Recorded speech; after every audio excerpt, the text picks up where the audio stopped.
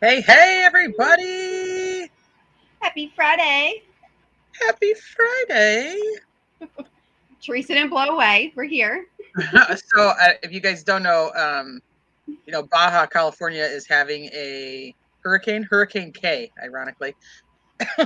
And then, so we're getting a little bit of the aftermath of that. And so it's very windy, it's on and off rains. So I had to move all my little stuff around. So it took me a little bit extra. So thank you guys so much for all your patience. And hi C Dub, hi TNT, hi Judy Jetson, Nadine 10, Marshall, Brandy, the Keys Sport Rose Garden. I had to just call you Rose McKee or something shorter. Pointer Lover, Mel Mac. Hi, Desiree of the Heart. Beata, Mel B. Yeah, I was stuck at Zaps. No, I was actually trying to not be stuck in the aftermath of Hurricane. That was great. I saw that and it was like, is he still over at Zaps? I'm like, she might be. That was good. Goodness. Yeah, so I'm very excited tonight to have a couple special guests that are joining us, and I'll bring them up so they can say hi to you guys too. Hey. Hello. Hey. How are you guys? How are you? Good. How are you? There she goes. I'm doing okay. Doing all right. Just hanging out outside, enjoying that it's not so hot anymore. It's kind of just nice. Yeah. Isn't that good weather? I wish it was like that here. You know what? We have a hurricane that looks like it's going to be headed right towards us in the next few days. Stop it. Stop it. It looks like it's coming right towards my house, I swear. I'm like, oh. Yeah. So if you guys don't know in chat, we've got Alex Erickson and allegedly with Brittany J are joining us to talk about Kiely. Hi, everybody. Thank you for having me. So exciting. Yeah. Thank you for having me. Oh, thank you guys for coming up. I appreciate it. Hi, Ava. Hi, Teresa. So I have a question. Is it like Baja getting hit with a hurricane? Like a once in a 50-year type deal? Like it's rare it ever happens? Yep. I mean, it normally they're a little smaller, but they do get like some, different weather systems down there. Hi, Roxanne. Hi, Journey. Hi, JPL. But so we're not actually getting hit with a hurricane where I'm at. It's just the aftermath and like the weather system as it tries to move out. So it's just kind of a mess. It's really windy. It's been raining on and off. It's just but it's still like 97 degrees. So it's ridiculous. Oh, wow. I'm not turning the camera on. My hair is like ginormous because that's not even a cute picture at all. So you guys get stuck with the avatar tonight because it ain't happening. Oh. Huh.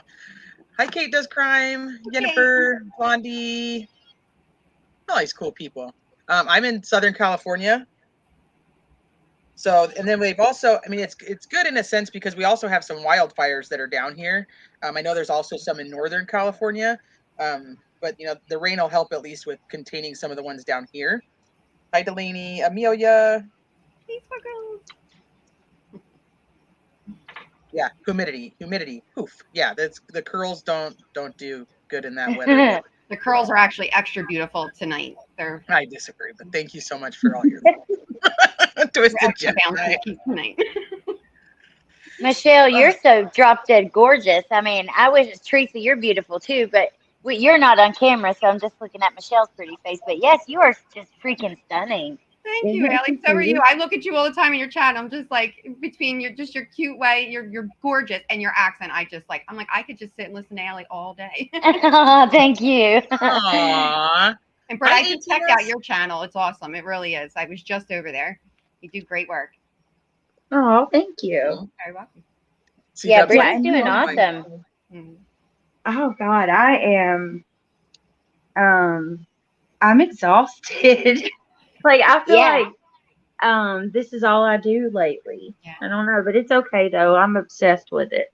If you're covering a case that is like currently happening, yeah, it gets pretty crazy. Yeah, well, because if you're not talking about it on panel, you're looking on Twitter and trying to find every YouTube channel you can that's talking about it to find out what the latest. It's just crazy.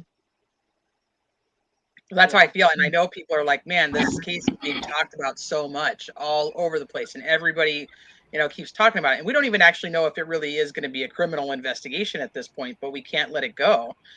And it's tough, though, because I always tell everybody that's here, I'm like, we end up talking about what we're doing all week. This is what we're looking at. This is what's on my mind. So it's hard to go, okay, let's go online and talk about something different when this is literally what I'm looking at and what I'm thinking about. Well, you got to think too, because every single time I'm getting ready to try to do something else, just take a break from it until something new happens, something else happens. Yeah, you can't. I mean, and the bad thing is when they're popular like this, you don't know always if it's true, because people will spread stuff just to get the attention and stuff, like Summer's case, and this has turned into that. It really has. Yes. The amount. And it's unfortunate. Were you muted, Michelle? No, go ahead. I'm sorry. That was me. No, I thought you muted. So I wanted to let you say what you wanted to say. All right. Well, so an article came out today that I was going to read for you guys. Let me pull it up real quick. And I don't have it on my computer, so I can't. I'm just going to read it for you. Actually, I guess it was last night. So some of you may have already seen it, but it's from the Reno Gazette.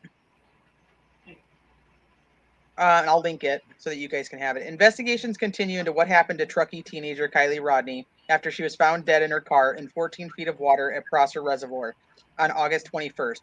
But conclusions are at least weeks away. Kiely, 16, went missing on August 6th after she was last seen at a party of hundreds of young people at Prosser Campground about 10 minutes from Truckee, a close-knit mountain community. And while a public memorial for the teen is being held on Saturday in Truckee, which is tomorrow, police say there is no news on the investigation, which is expected to take at least 2 weeks. At least 2 more weeks.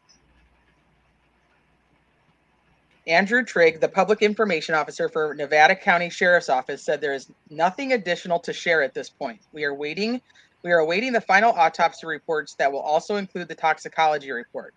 Once the information is certified, it will be shared. Both the California Highway Patrol and the Nevada County Sheriff's Office are working separately and meeting regularly to come up with conclusions about what may have happened the night Kiely disappeared. The California Highway Patrol is working the case as a motor vehicle accident using science to figure out what happened to her car, according to the California Highway Patrol Chief Josh Ehlers.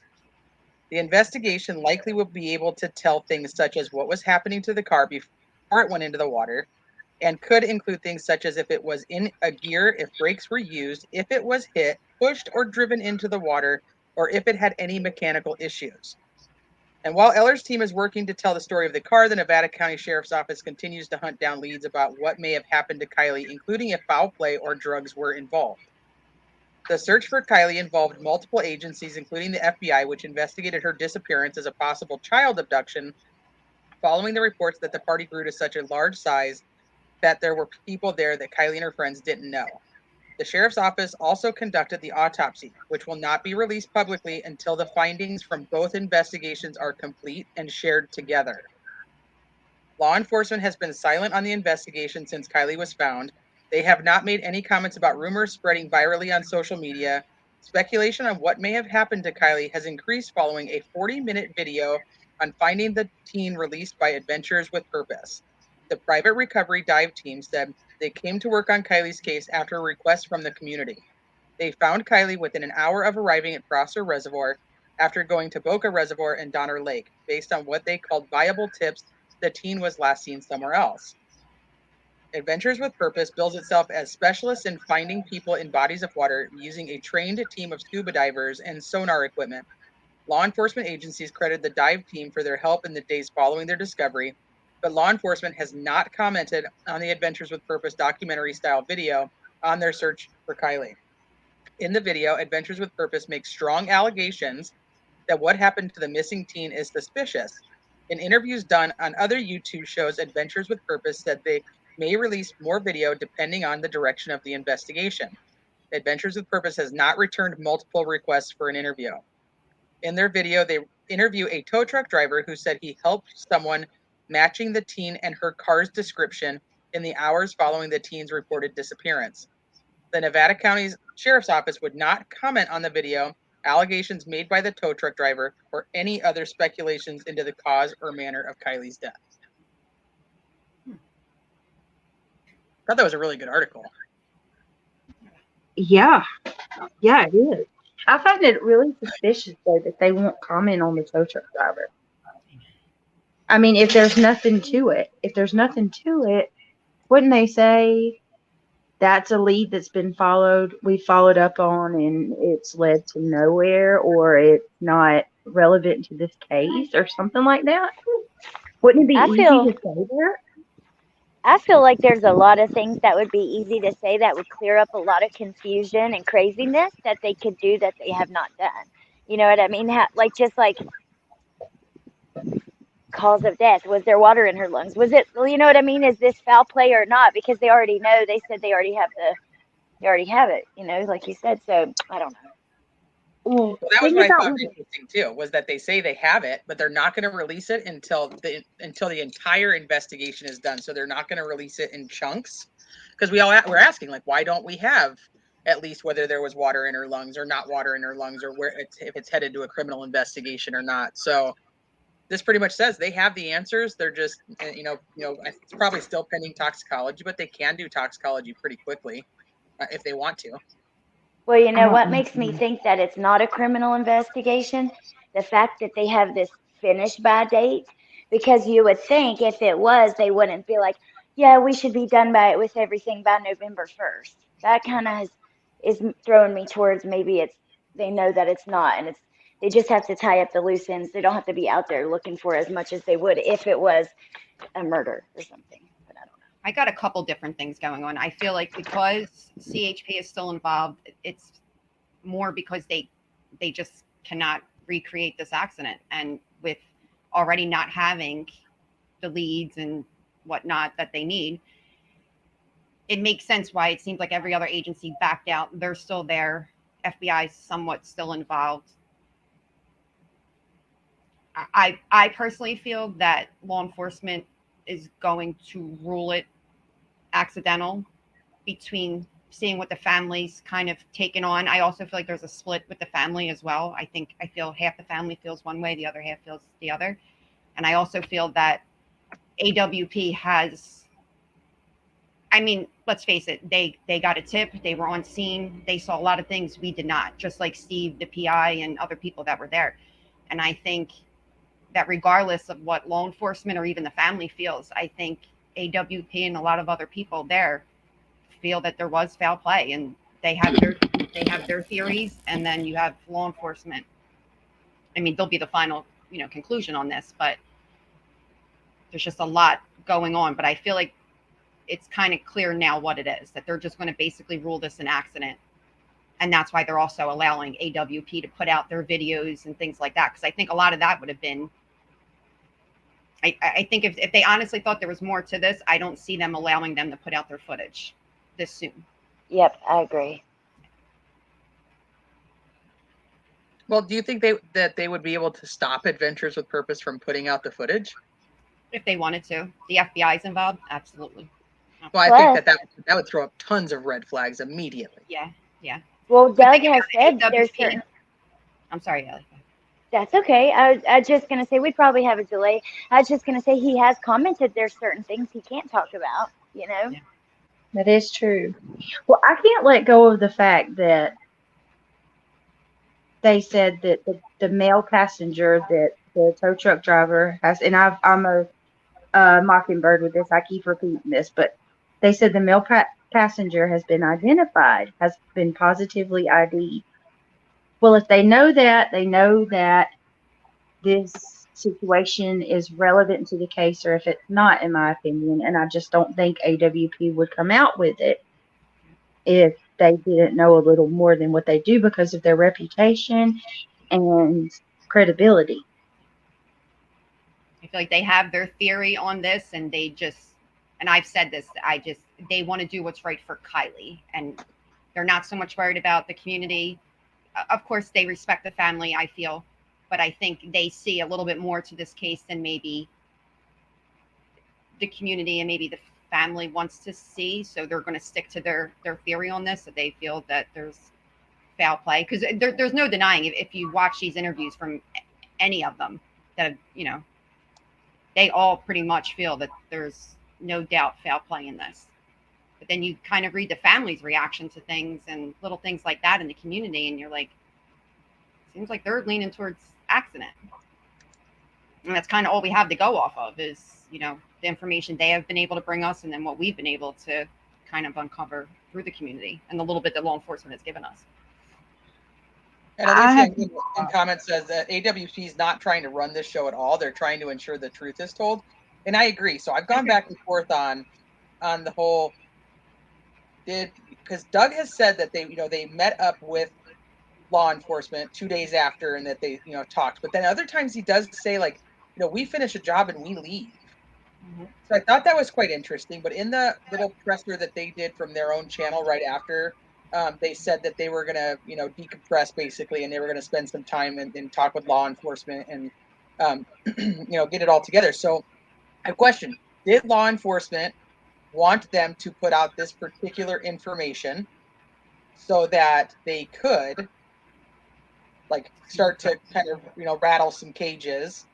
Or did AWP decide they were going to put out this information for the intent that they were going to show law enforcement that they had the information and there wasn't going to be a chance of covering it up? I could totally see that.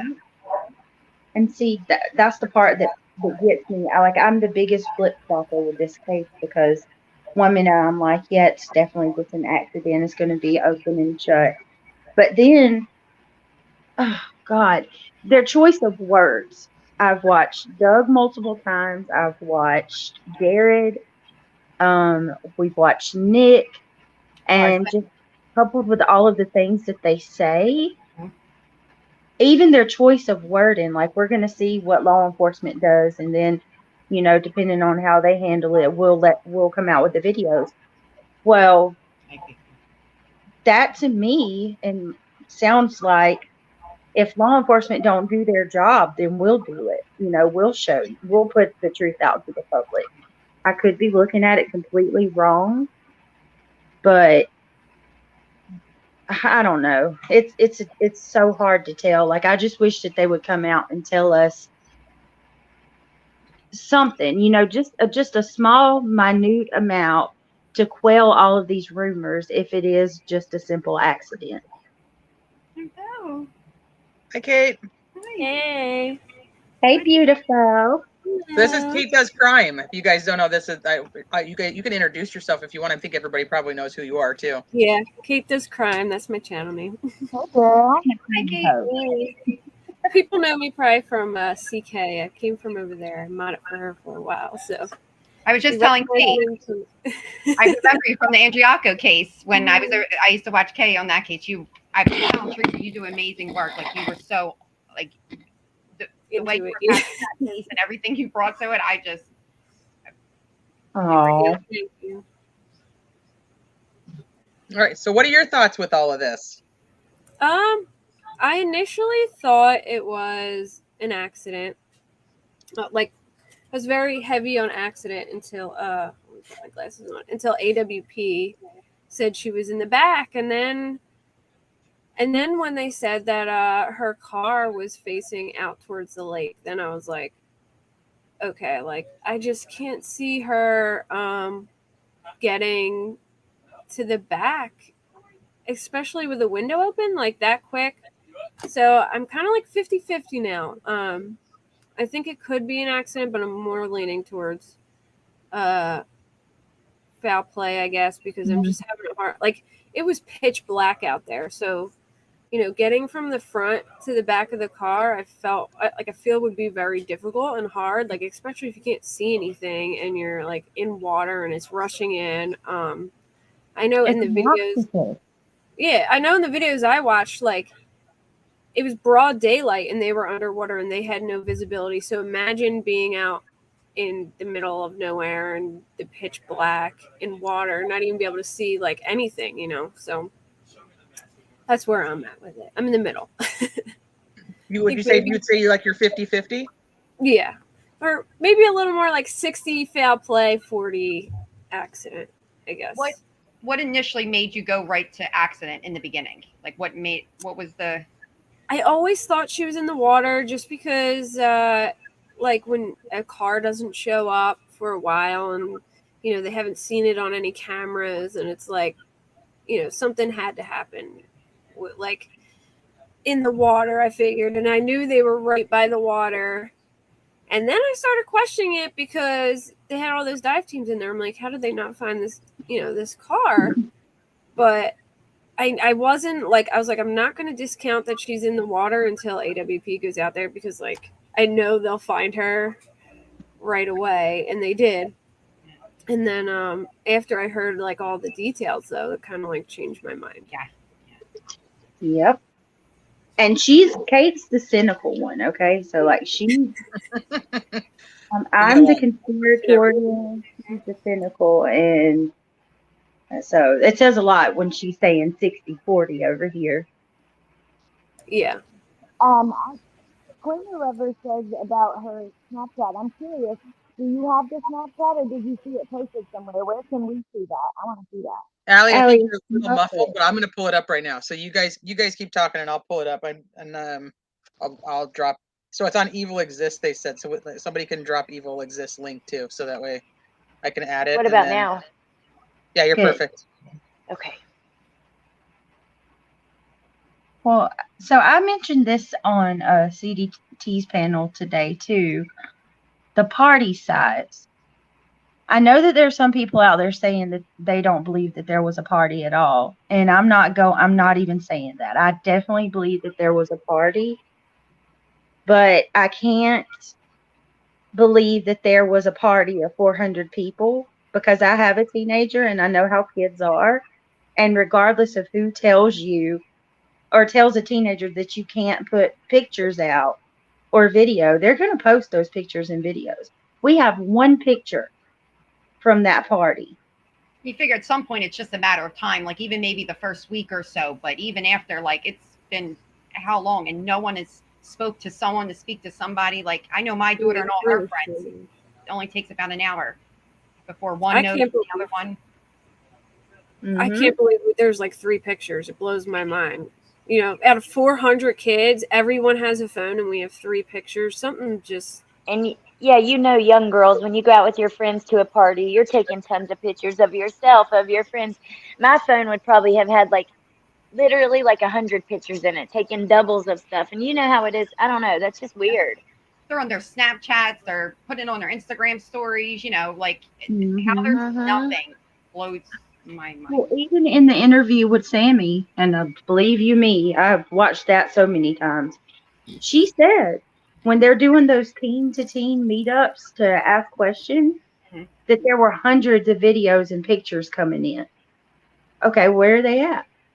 And I believe Placer County responded to that on social media. I just can't remember where, and said that they don't have hundreds of photos and videos. Yep. And that they couldn't get anyone to talk. Exactly. That's crazy. Okay, so I'm confused. So because it says that Sammy posted this on September 7th, but I thought Sammy went to Montana. Queen Bee says that she has a photo of Kiely Rodni at the party. Did she show it? She said she's not going to show it unless the family says it's okay.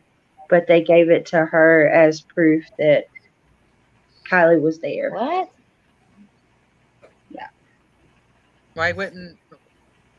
Okay. Did she not believe that? I don't know. I'm not familiar with her. So did she not believe that Kiely was there? So she had Upchurch on her panel the other day, and Upchurch is on this whole, campaign that she doesn't exist, that Kiely doesn't exist.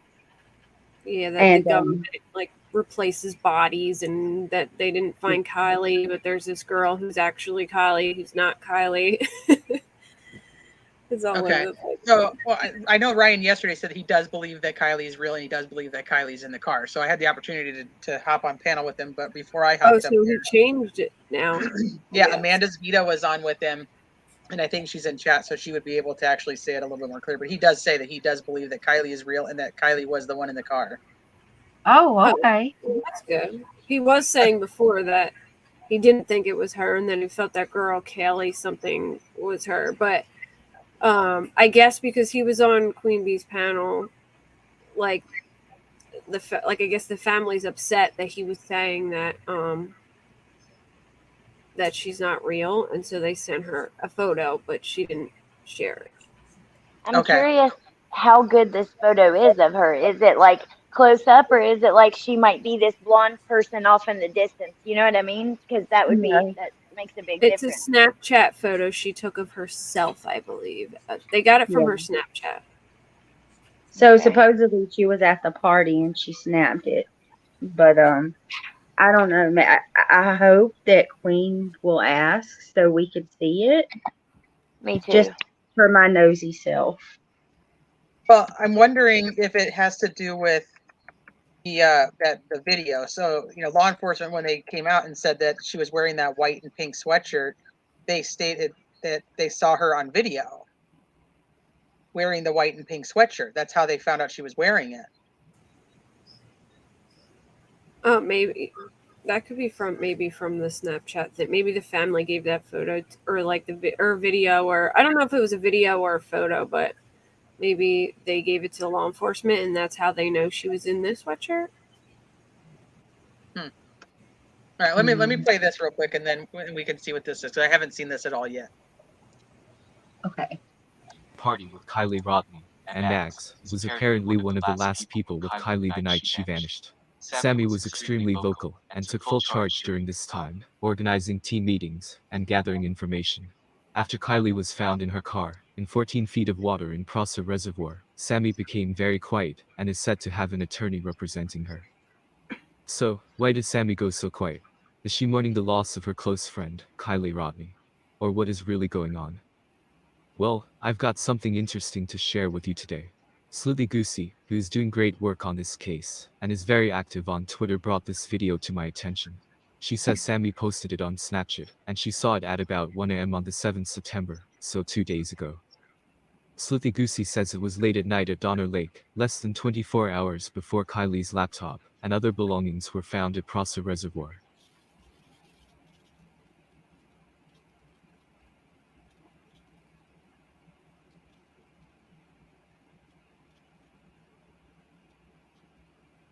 Is there no sound to it? Is there not supposed to be sound to it? I didn't hear sound originally. I thought I could hear like a little bit of sound. It was like really quiet though.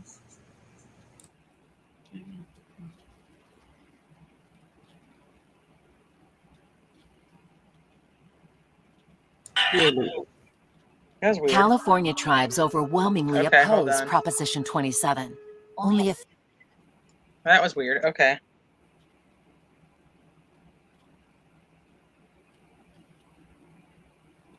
Yeah, I couldn't hear anything on that video. Hold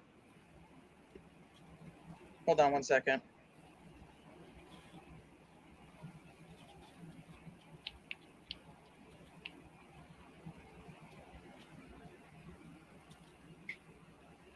Thank you, Kelly.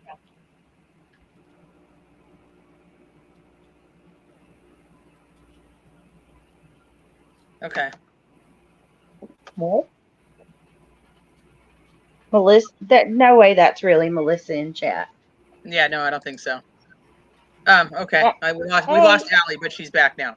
Now there's a Brittany in chat that thinks CDT is the one. What the heck? Oh my God. You're alive, people. Jesus. Holy moly. It is Friday, you know. I lost sound on that. So what did he say? What? Like within the first 5 seconds, my sound went out. Yeah, I'm gonna play it again because I was trying to fix the sound and hold on. Yeah, I was gonna say I don't think that's the sound, Allie. I think that was the video. Oh, okay. I was like, dang it, something's wrong with. That's why I left and came back.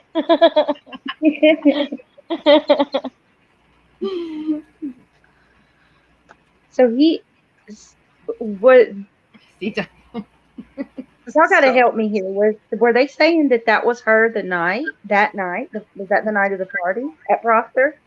No, he says that she posted that on September 7th. I'm trying to get it back, but give me a second. Yeah, she left because Kiely was found on the 21st.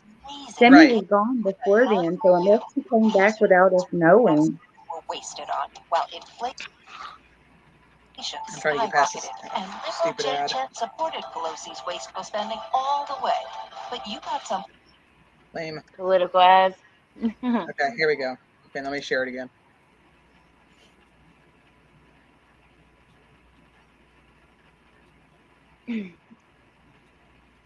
He has a link to the video with its sound and description.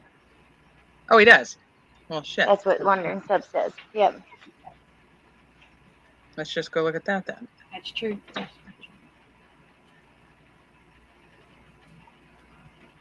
I've never understood why somebody would want to like troll like about like a murder case, and especially like a child. That's so bizarre to me. Like, don't you have better things to do? Can't you go troll the knitting community or the makeup community or something? I said the boredom tonight must be real. Oh, here it is. Friday. Okay, so this is on Slinky Boosty. Can you guys see this? No, I can't see that. Okay, hold on. Ow.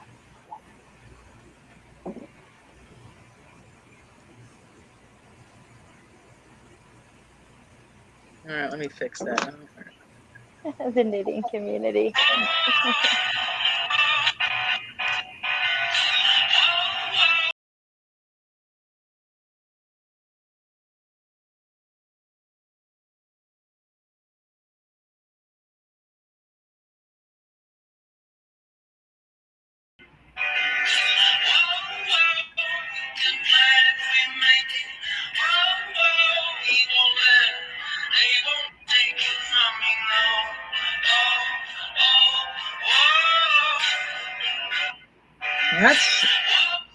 That's interesting. Whoa. Okay, what was that? So happy. Did y'all catch a glimpse of what she was drinking? Mm-hmm. Was it a Coors? What was it? It looks like, I thought it was like birch beer. I can't. I was trying to see, but she moves the can so fast. It looks like one of those yellow birch beer cans. I pray to God this was not after Kiely. Like, oh no, maybe it's beer. Okay, I was just curious if it was the same drink that was in Kylie's car. There we go. What is that? It looks like Coors. It looks like a Coors, I don't drink, so I don't. It's hard to tell. Not that much. Not enough to know that. Oh, not Twisted Tea again. Hopefully. Right? I was trying to see if it was a Truly, but it's definitely. I don't think it's a Truly. Okay, I thought so it was Truly was the color of the can, but then I don't know. I can't tell by the writing. So, according to Guttig, this is from September 7th, around 12 a.m. Sammy and others out at Donner Lake with headlamps. 18 hours later, all this evidence appears, and I just took what her post said. Okay, that doesn't. What is happening? Someone said, don't judge her. I was 16 when my mom died, and I went out and got drunk and stuff. Which, that's a good point. You know, you got to keep in mind her age, but okay, but kind of weird, bizarre. Around the I don't know. I can't. You gotta remember, they weren't great friends either, from what it sounds like everyone's saying. Like, she makes it sound like they were, but everyone else is basically saying they weren't that good of friends. I saw that a couple times. Go ahead. I think they just partied together. Yeah, I agree. I know when I was younger, I saw a couple of my friends passed away in high school, and people would do that didn't know them and stuff. They would act like they were closer, you know, and I don't know if it's for sympathy or attention or what, but same thing happened to me in high school. A friend of mine I'm sorry, go ahead. had a fist fight and he fell over and hit his head and ended up dying from it. And it was like people coming out of the woodwork acting like they were best friends with him. And, you know, like it was like a competition of who was closer with him and who had more stories. And like, at that crazy. age, it's a popularity contest. Okay, well, I would totally see exactly where y'all are coming from, and I know it happens. People did the same thing with my mom, but the thing is, go analyze her videos where the interviews. She blatantly lies. We've caught her in multiple lies. She slips up. She catches her words. She has to regroup herself and try to stick to her story. It's extremely bizarre, and it goes so far beyond just a friend that or somebody who's wanting attention and to be more of a friend to somebody than what they really are. Her initial at the community meeting, like the first one, I believe she did. I missed that one, and I just watched that the other day. That's odder than any interview I've seen her give, and I already thought the one on American Dream Chaser was a little, you know. You see her really tripping her words up. The one on American Dream Chaser, I promise you, put it in slow, like what is it? I think it was like 1.5 or set. I don't even remember what I did. You want like a 0.5? Well, make it kind of slower, like a step slower than what it normally is, whatever that is, right? Listen to her closely. That the one on American Dream Chasers is by far the most profound, where she contradicts herself. She lies. She's caught in three or four lies. We just go watch my channel on the live I did tonight. I broke it down and you'll see it. It's insane. Now, do you think it could be nerves? I'm sorry. No, you're good. Go ahead. Yeah, I mean, there's definitely a possibility it could be her nerves, but I don't know, Allie. I was thinking maybe because she was using her phone to like record herself, and I was thinking maybe like at the times where she got messed up, maybe she was getting messages and they were like throwing her off. Because I know like even when I'm live and I start like reading chat, sometimes I'll like forget what I'm talking about and have to like regroup myself and start talking again. So I thought maybe like it could be something like that. Like she could have got a message that sidetracked her, or people were doing stuff outside of the car that was distracting her. Yeah. I just try to look at all possibilities before I'm like, yeah, me too. You know, she is weird though. There's something weird about it, but no, I mean, I don't mean that she's weird either. I mean like her actions. Like the whole situation with her is very weird. Yeah. Mm-hmm. Well, okay, exactly. So she says, for an example, she says that she goes and she finds Kiely and she tells her, "Love you, bye, have fun at the party. I'm leaving now." A few minutes later, Kiely calls her and asks her if she need a ride home. Why would Kiely call you and ask you if you need a ride home when you literally just left there and gave her a hug and said you were leaving? Then someone asked her, did she know who was going to take Kiely home that night? And she says, okay, well, here's the common misconception. Kiely didn't have someone to drive her home, and she wasn't driving. And she catches herself, tugs her hair behind her ear, straightens herself up, and she says, okay, so here's the thing. That night at the end of the party, Kiely called me, and then she catches herself, and she's like, I walked up to Kiely, and it's like she realized, oh shit, excuse my French, oh crap, I just said she called when I meant to say that we talked at the party. It's bizarre. I have to go watch that. Yeah. Is that on the interview with that guy that she did, that first one, that YouTuber that is that the one? Yeah. Yes, all of that's in that interview. Okay. I need to watch it again with that in mind. I still feel like something's up with the hoodie deal, and I'm sure I'm completely wrong on this one, but is there a possibility that they threw out both hoodies?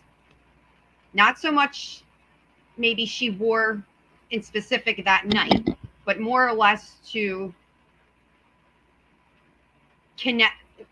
possibly connect a suspect that they could possibly have their sights set on. And if there's a confirmation of either one of these hoodies, that could possibly lead them to that person, if I'm making sense.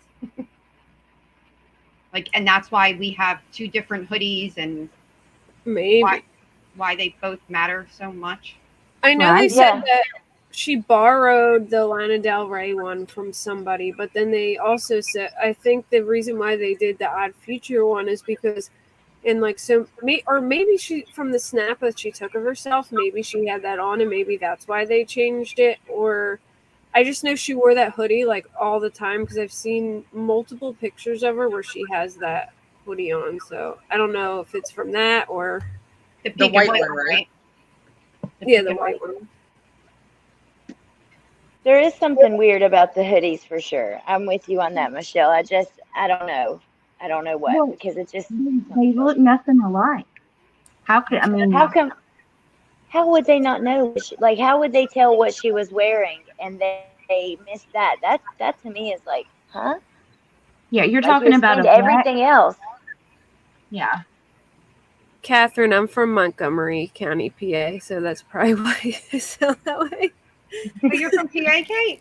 So am I. I'm from South Philly, but I could tell in your voice. I was gonna ask you because I'm like, I can hear the accent, but I saw someone say it in chat that some of you girls sound like you're from Delaware, but I'm from Monco. Oh, okay. Hi, Delana. I grew up in Manayunk, though. Okay, yeah, we should go there a lot. So how nice it is that you guys all come on, and you're all East Coast, and here I am on the West Coast, and it's like way earlier in the day. You guys are awesome. Aw, thank you. Still love you, thank Teresa. It's what time? 7 or 6? It's almost 7 now. Yeah. Okay. So it's 10 p.m. here. Hey, Delana, good to see you. But okay, so the hoodie, you're talking about a black Lana Del Rey hoodie versus a white and pink Odd Future hoodie. Complete opposites. I mean, I can't.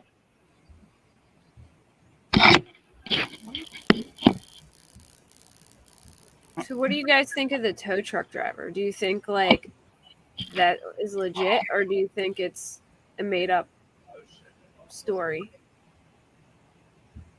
I know. Yeah, I believe him. I believe him. I do too. I believe him. I believe him too. I just don't know. Like, I don't think it was Kiely that he saw. That's kind of where I'm at now. Yeah. And the whole not sure which day.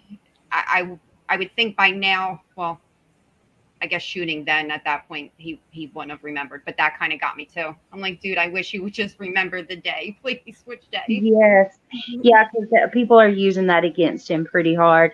LSP, we love you, and I hope everything's okay.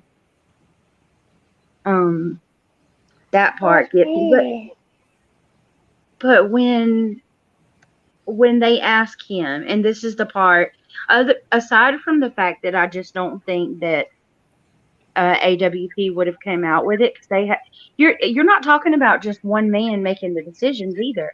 This is a whole group of people that simultaneously decided to put this out. There has to be something there to make them have faith in putting this out. And that, coupled with when they ask him, well, are there cameras on your vehicle? He hesitated none. And he straight up said, yes, as a matter of fact, we do have them. And I bet if you could look at them, my vehicle was facing directly at hers. You'll see everything. And he sounded very confident. Yes. I forgot about the girlfriend. That's right. Yeah, she said Saturday because it was their dad's birthday. Also, I showed this last night. There was a comment somebody found in a Facebook group that was from like before Kiely was found.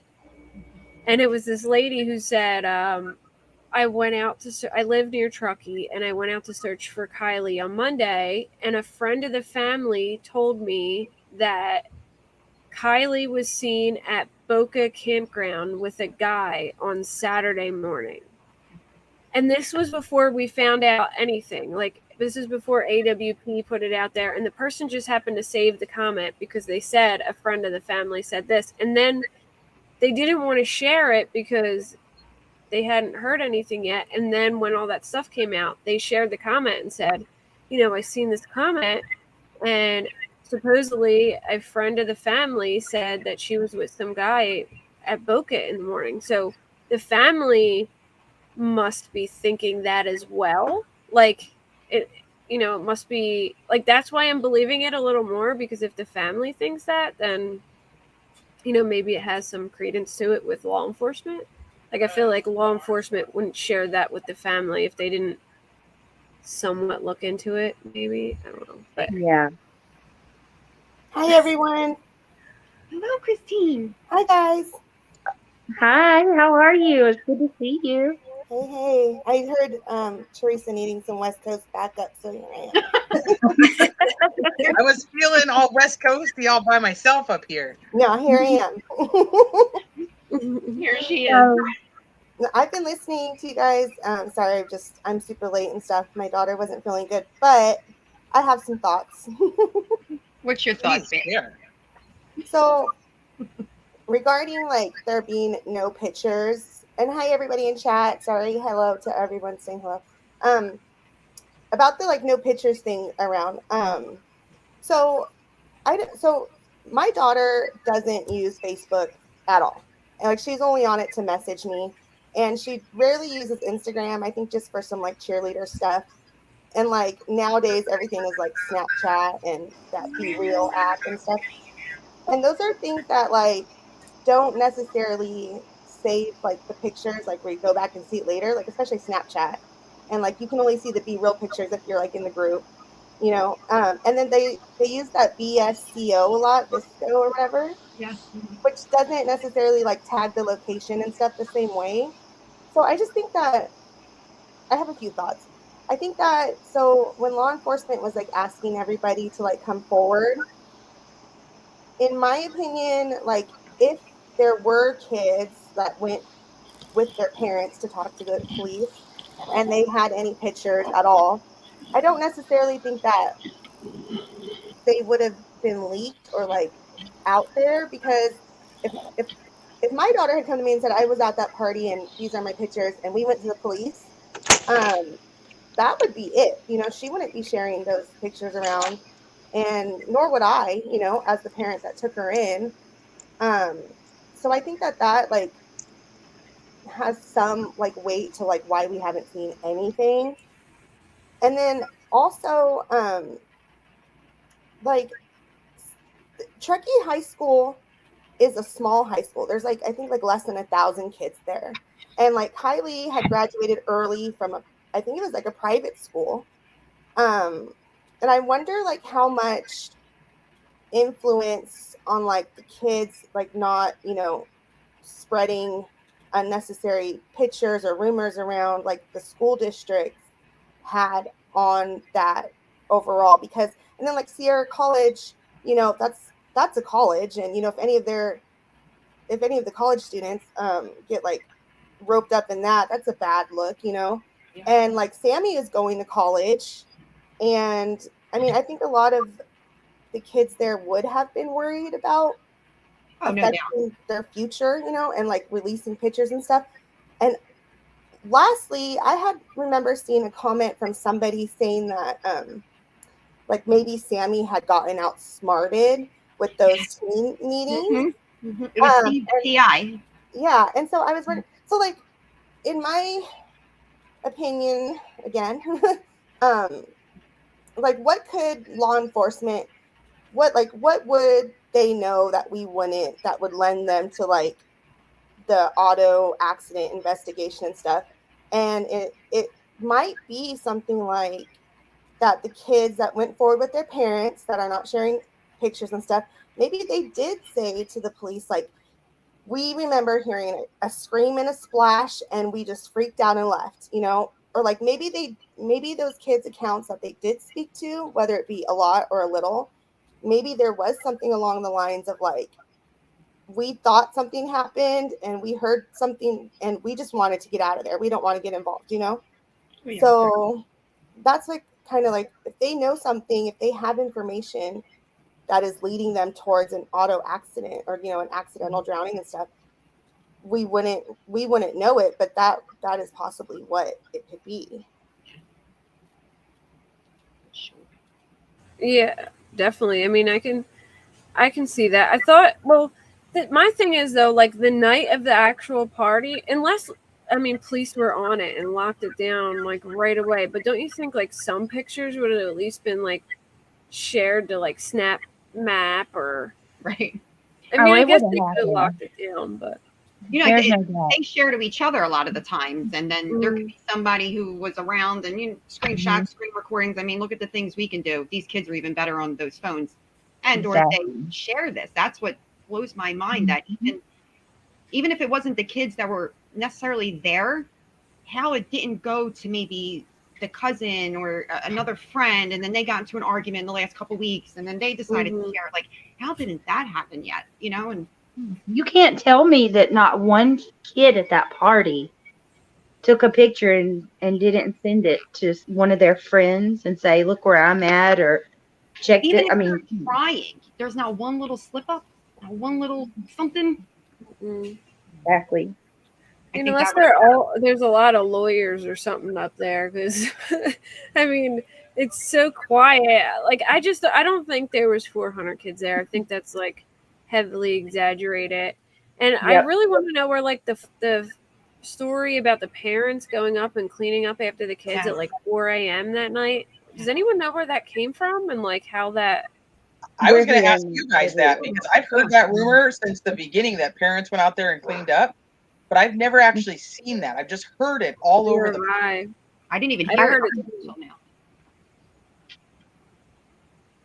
Well, I've heard both. I heard parents were at the party, and then I've heard that parents went there after the party and cleaned up. Yeah, I've looked all over the place. I've asked every person that brought that story to me, and every one of them tell me they saw it on a YouTube video. So I cannot confirm that to save my life. Believe me, I have tried. Like, what would they go to clean up? DNA? Like, people's DNA on like beer cans or something? Like, that's what I'm on. Like, why would they go? I guess they were find what they were finding. You know, they didn't clean up too much when you think about it. Yeah, no. But you don't see all those. You don't see a bunch of beer cans and stuff everywhere. Even when they're like the people are going out the next few days and you can see what's happening. You don't see little drop spots that you see where they were able to see little things. It's not like it was spread out like it was this massive party just dropping everywhere. It was in like these little, you know, spots where it looks like people would maybe go off in their little circles and, you know. And I feel like all the pictures we have, we end up finding out they're from old parties. Like, well, not the one with the big group of people along the tree line, but like the one with the car photos. That's one from July. And then the other one was from Michigan. So like, do we even know that one picture is from that night? And do we even know that there was a big party? I mean, maybe it was just a small get-together and something bad happened and they said there was a party because, like, maybe that's why she took a picture of herself at the party. So, like, there was kind of a party, but not that big, maybe to throw people off. I definitely think that there was a party of some sort. And the reason that I say that is because you got to remember the witness adjacent to the campsite. They saw and they said it was a large group of cars that come in at 9:30 p.m. And then they saw a large group of cars leave at 12:30 a.m. So there had to have been a fair amount of people there. But 400 with no pictures, I'm sorry. I'm not buying it. There's just no way. Unless the town is just that tight flipped and the kids, even still, it's almost impossible to have no pictures. So Make It So is asking, where did the story come from about Kiely being drunk at 1 a.m.? So I'll tell you guys what I've heard about that, and then you guys can tell me if you've heard something different.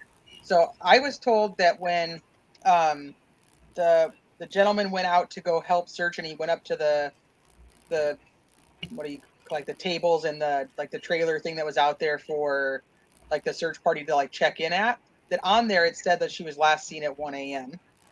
And then there was the story from her friend Elsa. I think Allie's having connection issues because she's coming and going. That her friend Elsa, there was an article that was written, and in the article it states that she saw her at midnight. And then I know that Amanda Zvita, and I don't know if she's still in here right now, but Amanda Zvita had actually talked to Elsa or messaged with Elsa, commented on something, and Elsa said that was not correct. She'd actually seen her at 12:30. So I don't know who is saying that she was drunk at 1 a.m., but I do know that 1 a.m. has been brought up a lot, and it's supposedly at this little check-in kiosk area. That's what the sign said was like, last seen, like a flyer almost, was like, Kiely Rodni missing, last seen at 1 a.m.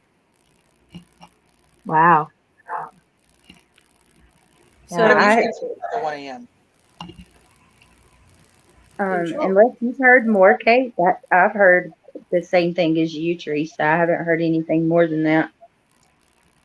To what degree do you guys think that Sammy really was like filtering information coming in from other teenagers? Because that comment about her having been outsmarted or whatever, like, and I doubt there was just no FBI or police like present at all during those things. Like, what do you guys take of that?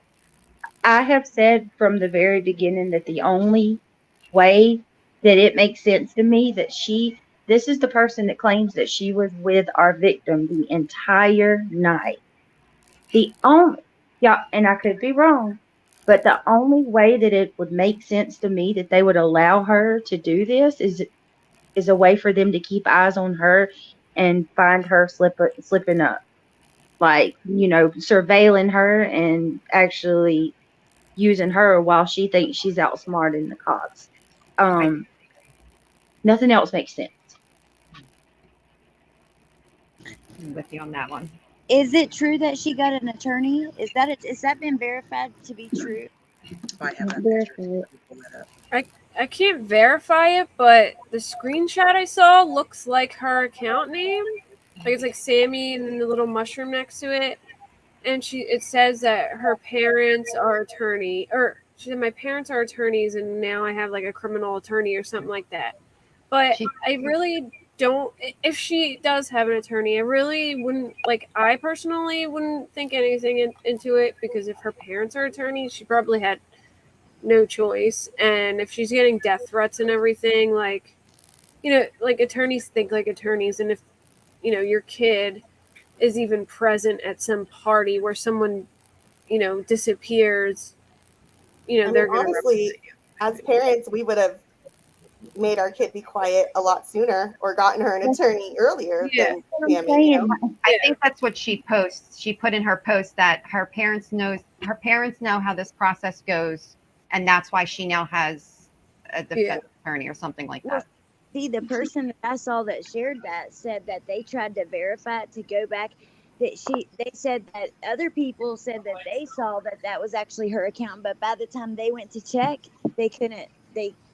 They could not prove that was actually her account. So I don't know. We can't place it with her account. But I'm going to say this too, though. I would be with Kate on that whole theory. Like, her parents are attorneys. That's normal.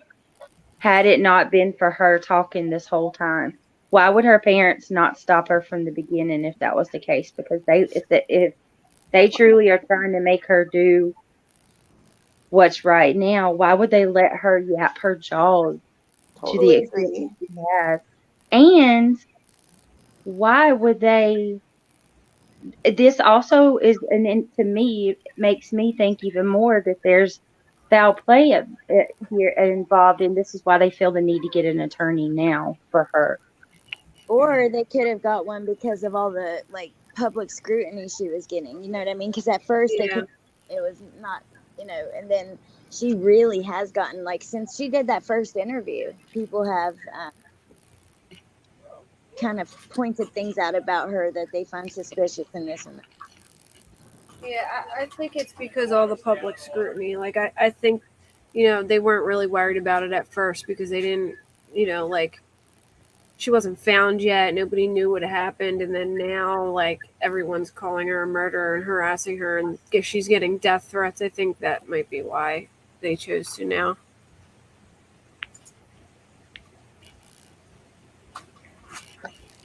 Am I muted? Is that my sound? Is that somebody else's? Oh, I was just moving something. I made a little noise. Okay. Well, I'm going to send Tia and LFT the link real quick. Give me 1 second. You guys can still talk. It's okay. Actually, CDT did a great live this morning. I missed it, but I heard that it got pretty interesting there. It did. It was good. Along with Amber too. She's been covering Kiely as well. Yeah. I missed it wait for too. Amber's lives in the morning time. I always have coffee and watch Amber. I'm not functioning that early most of the time. Like, I'm You're not. Allie's like, it's so funny. Allie's always like, I'm gonna call you back. I gotta sleep some more. Yeah. I'll get the kids off to school, and then I just, like, I'll try to watch YouTube, but I'll fall asleep watching it anyway, so I don't even see anything. Well, what is your theory, Michelle? Like, what do you think? Do you think it's foul play? Yeah.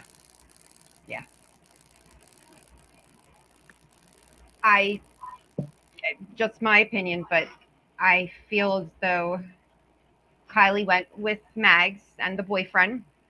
Makes complete sense, as Lana saying, about the 10-minute deal. If Mags' boyfriend is the supposed drug dealer to these parties, and that would explain Mags' 10 minutes, that would also say a lot that, sadly, I got to assume that Kiely, because she drove in with them, possibly purchased things through them, so had already had what she needed for the night. And maybe somewhere along the way in there, I do think she got into it with this girl. I do think there was a moment of something that happened. And I believe if that was her that was asking about all the seatbelts and things like that, I'm starting to go down maybe she was in a situation where somebody was telling her, or they were speaking as if they were possibly going to do something crazy while she was in the car. And that's what made her spark so much interest in how, to keep her seatbelt on right and how to make sure it's attached properly and all that good stuff. And I think it was a setup / prank that went horribly right but wrong for them, if that makes sense. And then that is why Sammy and the two that are Sammy, Mags, and the other one, it makes sense why they're the trio that's involved. Yes, and then they work together, because I've been trying to figure out, if these girls aren't friends, why are they clicking up with each other on this team-to-team stuff? They're all in these interviews together. Oh my God, that's a good theory. That I haven't even thought about that. And for me, because of the friend situation, I do believe that Mags and Kiely were somewhat close, and that would make Sammy, who sat off to the side, always that set of eyes on Kiely in a sense, a little hater off to the side, should I say, but played friendly with her, maybe up until this moment. Or like, but pretend to be a friend, but looking at her like with envy the whole time. But dude, I need to see that tow truck footage because that changes everything for me. I could see it easily. I could see it being an accident, even with how she was found and everything. But that tow truck, if that was actually, that changes everything. Allie, you got to go on my channel and get that live that I did tonight and watch the last part of it with her interview. Okay. I'm telling you.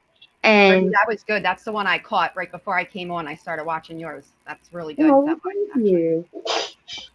Thank you so much. And yeah, no, something I told Kate yesterday, just to add to what your theory is. I could be wrong, but I sense a little jealousy there from Sammy, because she always talks about how beautiful Kiely is. I mean, would they ask what Kiely was like? She's like, oh, she's beautiful. She's beautiful. Like, it points where her looks aren't even necessary to be mentioned. She almost describes her as very angelic when, yes, like my friends, if I'm going to be describing them, even in that point in time, you're probably going to get a little bit of everything from me, but you're going to get my raw, you're going to get my honesty. And I'm going to say, like, I'm talking about Teresa, she always does this and I don't hear from her. But now look, 4 days later, like, I'm going to say something very Teresa-like, when I'm describing her. She not like that. She's an angel. She's so pretty. Yeah, like it was very like bland, basic for someone who's so close. Like, if that was my best friend or my friend that's missing, I'm pleading. Like, that's I don't even get her whole behavior, to be honest. This is where I'm having trouble with the tow truck driver. So it's either I'm back and forth because of this. I think if the tow truck driver's story is legit, I think maybe something happened at the party, like a fight, and something went terribly wrong. Kiely passed, and then they got scared and wanted to like hide her in her car.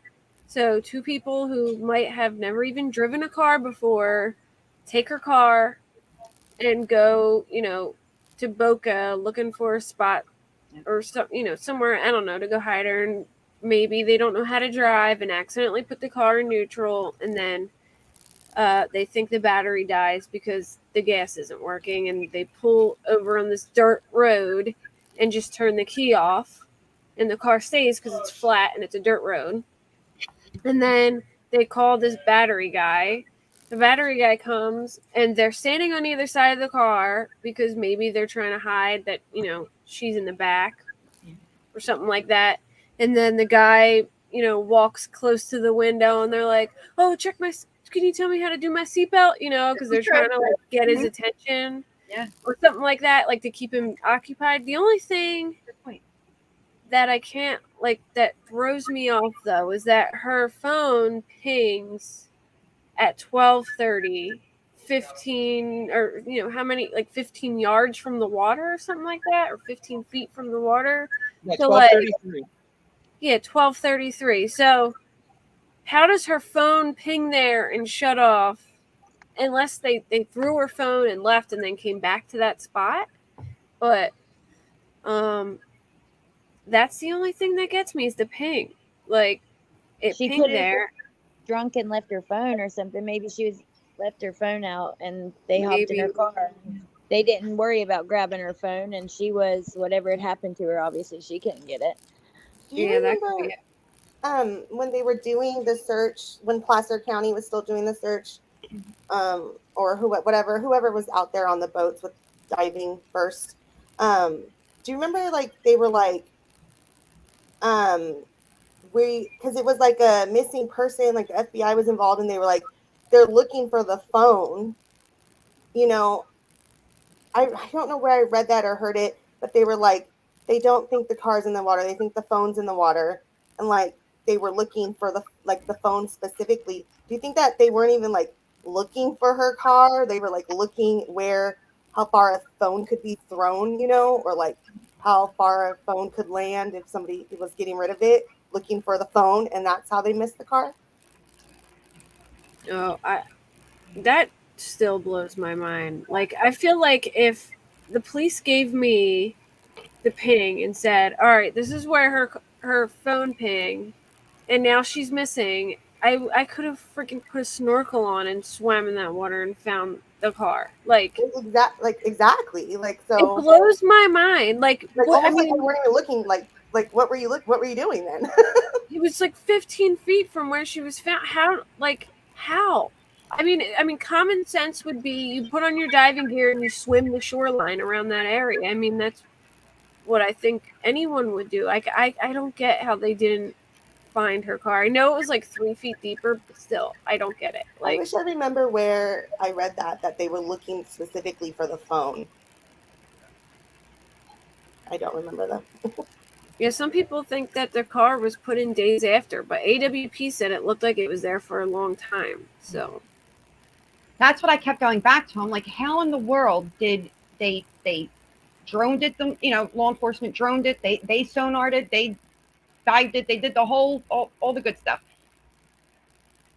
And here, even Steve's footage, right? I believe had on his drone footage, he picked it up as well, like the outline of the car. That's what blows my mind too. It's like it brought me back to did they bring her back into you the got lake? this guy on a kayak who goes over the spot, looks down in the water, and you can see everything on the bottom of the floor, like her laptop and all that. Like how do you miss that? Like I don't Okay, get it. so they say that the water levels were 3 to 5 foot higher when they were searching, and that's what I was actually doing while you guys were talking. I'm just going to find the photos that show on August 9th is when, and I'm almost positive it was Nevada County. I'm going to go double check, but I'm almost positive it was Nevada County who actually had the dive team out there, and they miss it. But would that make a difference though? Because it looks pretty clear. Like the water looks pretty clear from the top. Mm-hmm. Like I still feel like you would still at least see a car that. But remember, like AWP kind of went on for a little bit about like, how is this a boat or what is this? It doesn't really look like a car. What is this a car? Like, and then they went down to dive it anyway. But they were kind of like iffy about whether or not it was actually a car. Yeah, that's true. But they still found something and that they felt was worth checking, whether it was a boat or a car. That, like, I don't know how several dive teams and weeks of I just don't think they're trained out there. But it just blows my mind how a guy can go in there in a kayak, look down, and boom, you can see a laptop from the water. Like you could literally look down and see a laptop. So even if it was 3 to 5 feet higher, how do you not ride a boat over that and go, oh, hey, there's something there? Like the magnets that they supposedly have. Yeah. They have special equipment, but we do have to outweigh the possibility. Could it have been placed there later? Right. I don't know how it would have how they would have managed that unless it was like the very next day. Yeah, that's why I could see the tow truck driver story being legit, because at that time police hadn't been dispatched yet. They weren't dispatched until I think like 1:30, and still they probably didn't get to Prosser till like the next day because they got to take police reports, they got to interview people, they got to get all the information. So that Saturday morning, if the tow truck driver story is true, they did have a window where they can put it in. And I do believe people said it was raining that day. And if it was raining that day, that would be better for them, because you would think, how could somebody just put a car in water in broad daylight and people not see it in summertime at a campground? Yeah. But if it was raining, a lot of people might not really be out on the water or out doing that stuff, so it would give more of a window, I guess, to do it on Saturday. I feel like those Steve's eyes. Sorry, Chris. The tow truck driver story is like what really like gets me on like an edge about it, because if it wasn't for that story, like I could really like lean with one like theory or another about how it ended up there that night. But like, if the tow truck driver story is correct, then in my opinion, that might have been like a cry for help that was like missed. But it's just like hangs on that tow truck driver story. Yeah, okay. The entire timeline, too. So yesterday when I got to go on Zabs when Doug was on there, so a couple weeks ago when we talked about this case, was it last week, the week before? I don't remember now, because that's all I think about all the time. My question was, if the girl and the guy that are standing by the car and they're walking around each other, bye Catherine, good night, and they're walking around and they're like staying on the opposite sides of the car, was the girl moving first and then the guy would go to wherever she was standing, like to cover up whatever she had been covering prior? Or did the guy come next to her and then she moved to get away from him? Because to me, that indicates two separate things. Yes, that's where I'm at too, Teresa. Same thing. Either they were trying to create a decoy, or the girl was genuinely trying to get away from the guy. So he said, well, so before I had hopped on, he was answering a question. He said that the feeling he got, and we're not supposed to call him a tow truck driver because he doesn't have a tow truck. He's the roadside assistance guy, which fine, whatever, because a tow truck driver is a pain in the ass to say over and over again. But anyway, so the roadside guy, Nick, Doug was saying that that Nick had felt like they were like trying to hide something. You know what I mean? But then when I got on and I asked him that question, he said that the feeling he had gotten from Nick was that Nick believed that the girl did not want to be close to the guy. So in my opinion, it's really not, it can't be both. Unless, so let's say, okay, so Kiely passed away, they have her in this car and they're trying to hide that. And this girl is afraid because she's now being held by this guy for whatever happened to Kiely. I mean, for it to be both ways, there's got to be a lot more to that story. And I'm always like, keep it simple, stupid. Like, it's got to be, typically it is the lesser of all the things that, there's not always this big thing that goes along with it. So if the guy has Kiely or whomever he is with, which I've changed my mind on now, because now I'm actually thinking that it might be Kiely, but that's a whole nother story. Really? I know. I'm all over the board. That's what I'm saying. It's like Watch, right? You flip-flop. I flip-flop with this case like I did Watch, and it's the only other one. Oh, I do that with Summer's case all day, every day. I'm like, yeah, Summer's case gets me every time, too. My mind has changed so many times with this case. But the one thing I've never wavered on is Sammy, ever. You just don't. Listen, I'll eat crow and I'll say I was wrong. I didn't think she was in water. I really didn't. But that girl, something is off. See, I thought she was in water. My first instinct is to go with what the statistics would say. And statistically, this girl is 16 years old at a party where she's likely intoxicated, tries to drive home so she doesn't get in trouble, loses control of her vehicle, ends up in the water, and passes away. Unfortunately, statistically, that's what happened. Now, obviously, there was other things, so that means you got to look at the other stuff. And now, as more stuff comes out, so the reason I was asking Kate earlier was like, what's your percentages? I was probably 75-25 accident to foul play, and I'm probably leaning more towards like 40 accident, 60 foul play at this point. After all these different things have happened, and listening to the interviews with Doug and the interviews with Jared and the interviews now with Nick, because he interviewed twice yesterday. Yes. I'm going to bring up something that's probably going to be really sensitive, so I don't mean to, but there's this big rumor going around that when they found her in the car, that she was not wearing any clothes.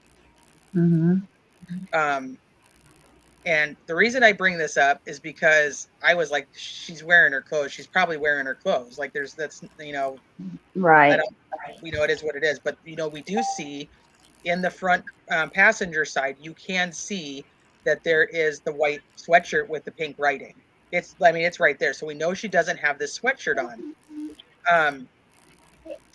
Now, Nick was talking on Duty Ron last night. And I don't know if you guys have had a chance to watch that or not, but he says something that really kind of threw me into this little tizzy. I know exactly what you're talking about. Do you? You know what I'm talking about? Okay, so that's why I'm trying not to. I don't want to upset people by saying this, because this is obviously pure speculation. I have no idea what the situation was. But he talks about that he did not actually see her entire body under the water or in the car. He saw her from her feet and her legs. And he saw skin. He said skin. Yeah, that got me. When he said skin, I was like, why would you say skin? I immediately messaged ATS and CDT. I'm like, there should not be skin in that area. No. Why does he see skin around her feet and her legs? She has on green Dickie pants and black, tennis shoes. whether Vans or Converse, one of those, I don't remember now, but either way, it really bothered me when he said that he recognized that there was skin. Wait, how exactly did he word it? Did he mean like he saw her feet, legs, and skin? Maybe her top half, or like that her Oh, he legs? says he did not see her top half, and this is why I said this is a big trigger warning, because I got a little. I don't want to say I got triggered because I wasn't triggered, but it was like, oh crap, we're going there. Your heart dropped to your stomach. Mine did. Yeah, I was like, okay, I guess we're talking about this, and he talks about the positioning of how she was, and that. So you got to think the car's upside down, and he says that like her torso was basically towards the seat, so it would have been upwards in the water, right? Right. And that he sees her feet and her legs, and then he says, and when I saw her skin, I knew. So then, but he doesn't talk about seeing her arms, which if she had her little tank top thing on, there would, you would see skin, you'd see her arms. But he talks about how she was up on the top. So here's just a little side note: all these people who are going through and looking at this picture and seeing her face and all this stuff, it's not there because he doesn't see her face in this. No. Oh my gosh!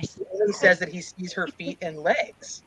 So I totally disregarded the whole without clothes thing. Like I didn't even want to talk about it. Me either. Same here.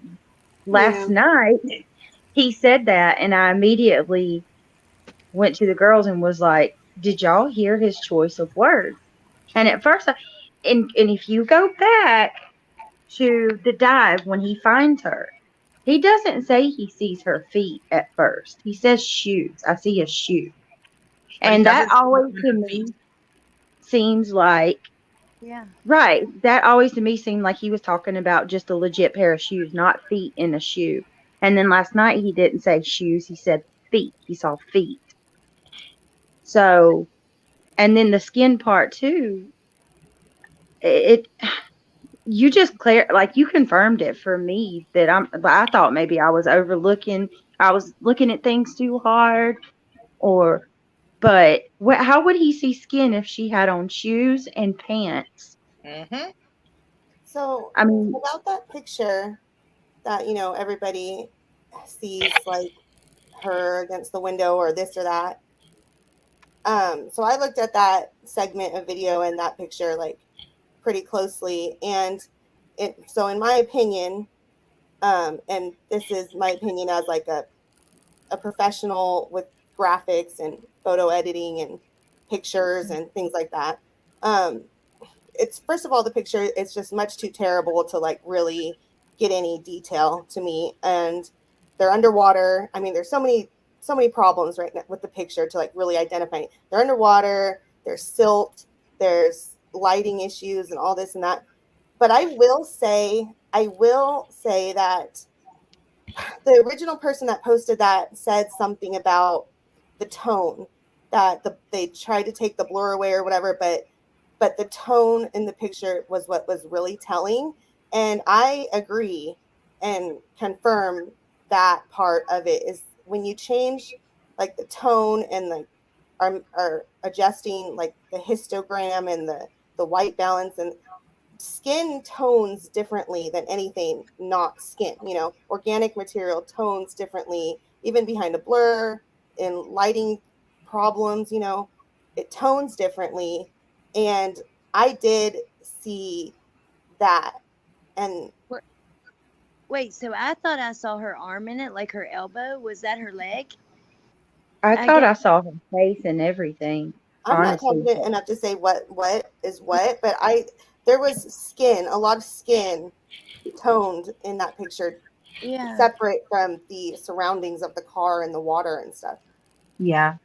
We also have to keep in mind. I want to let the chat know we're not going to show any of those pictures. When I don't know what it is that we're showing, and I don't want to not that I haven't speculated on my own, and you guys are more than welcome to, and I know probably everybody on here probably has, but I don't want to. I don't want to show that, and then just cause way issues, because I don't know what's what and who's who and how it all blends together. Not to mention they did blur that part, so it is already distorted. So what we're looking at isn't just underwater; it's also underwater and blurred. So yeah. Can I answer a question real quick, just for Chatty Meg? So, because I'm a visual learner. I'm sorry, Kate. I'm a visual learner too, and I get what you're saying. So Chitty Chatty Meg, just imagine I flipped the car right side over. She would be standing straight up in the back hatch. Is basically, I mean, her head would be at the ceiling of the car, and her feet would be at the floorboard. She was upside down, but that's how she is in the car. So just to try to give you an idea, because she was asking, like, could somebody give her a visual of how she was positioned in the car? Oh, Do you that was guys another thing remember that the detail that I believe Doug had originally said it, Steve the PI said it, that there was this detail, and that was like just the word that Doug kind of used, and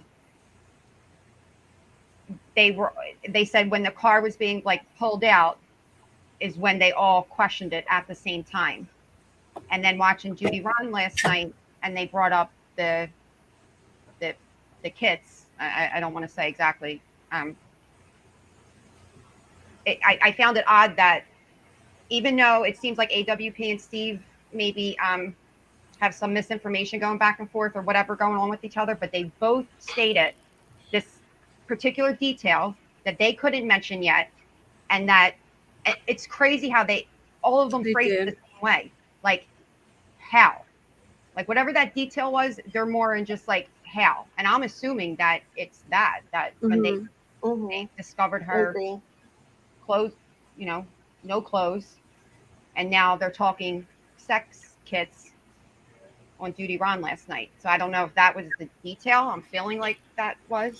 Yeah, he did make a point to say that there was a detail that they only knew that they couldn't share or whatever. But we also have to keep in mind that when Nick was talking about it, he was saying that he was having really, like, the divers have a lot worse visibility than I feel like the camera does, because we saw a lot more than he personally said he could see himself. Like, when he was talking about it, he said he could hardly see and that he was just feeling around for things. And so what the camera caught in that window might be more than what he actually saw, because he explained that his visibility was really bad, but the visibility in the camera was actually pretty good because it was like an underwater camera. So that's a good point. Thank you for bringing that up. That's a really good point, because he was talking on there about how he was having to try to feel around, and he's talking about what he saw like firsthand, not what he watched in the video like we are.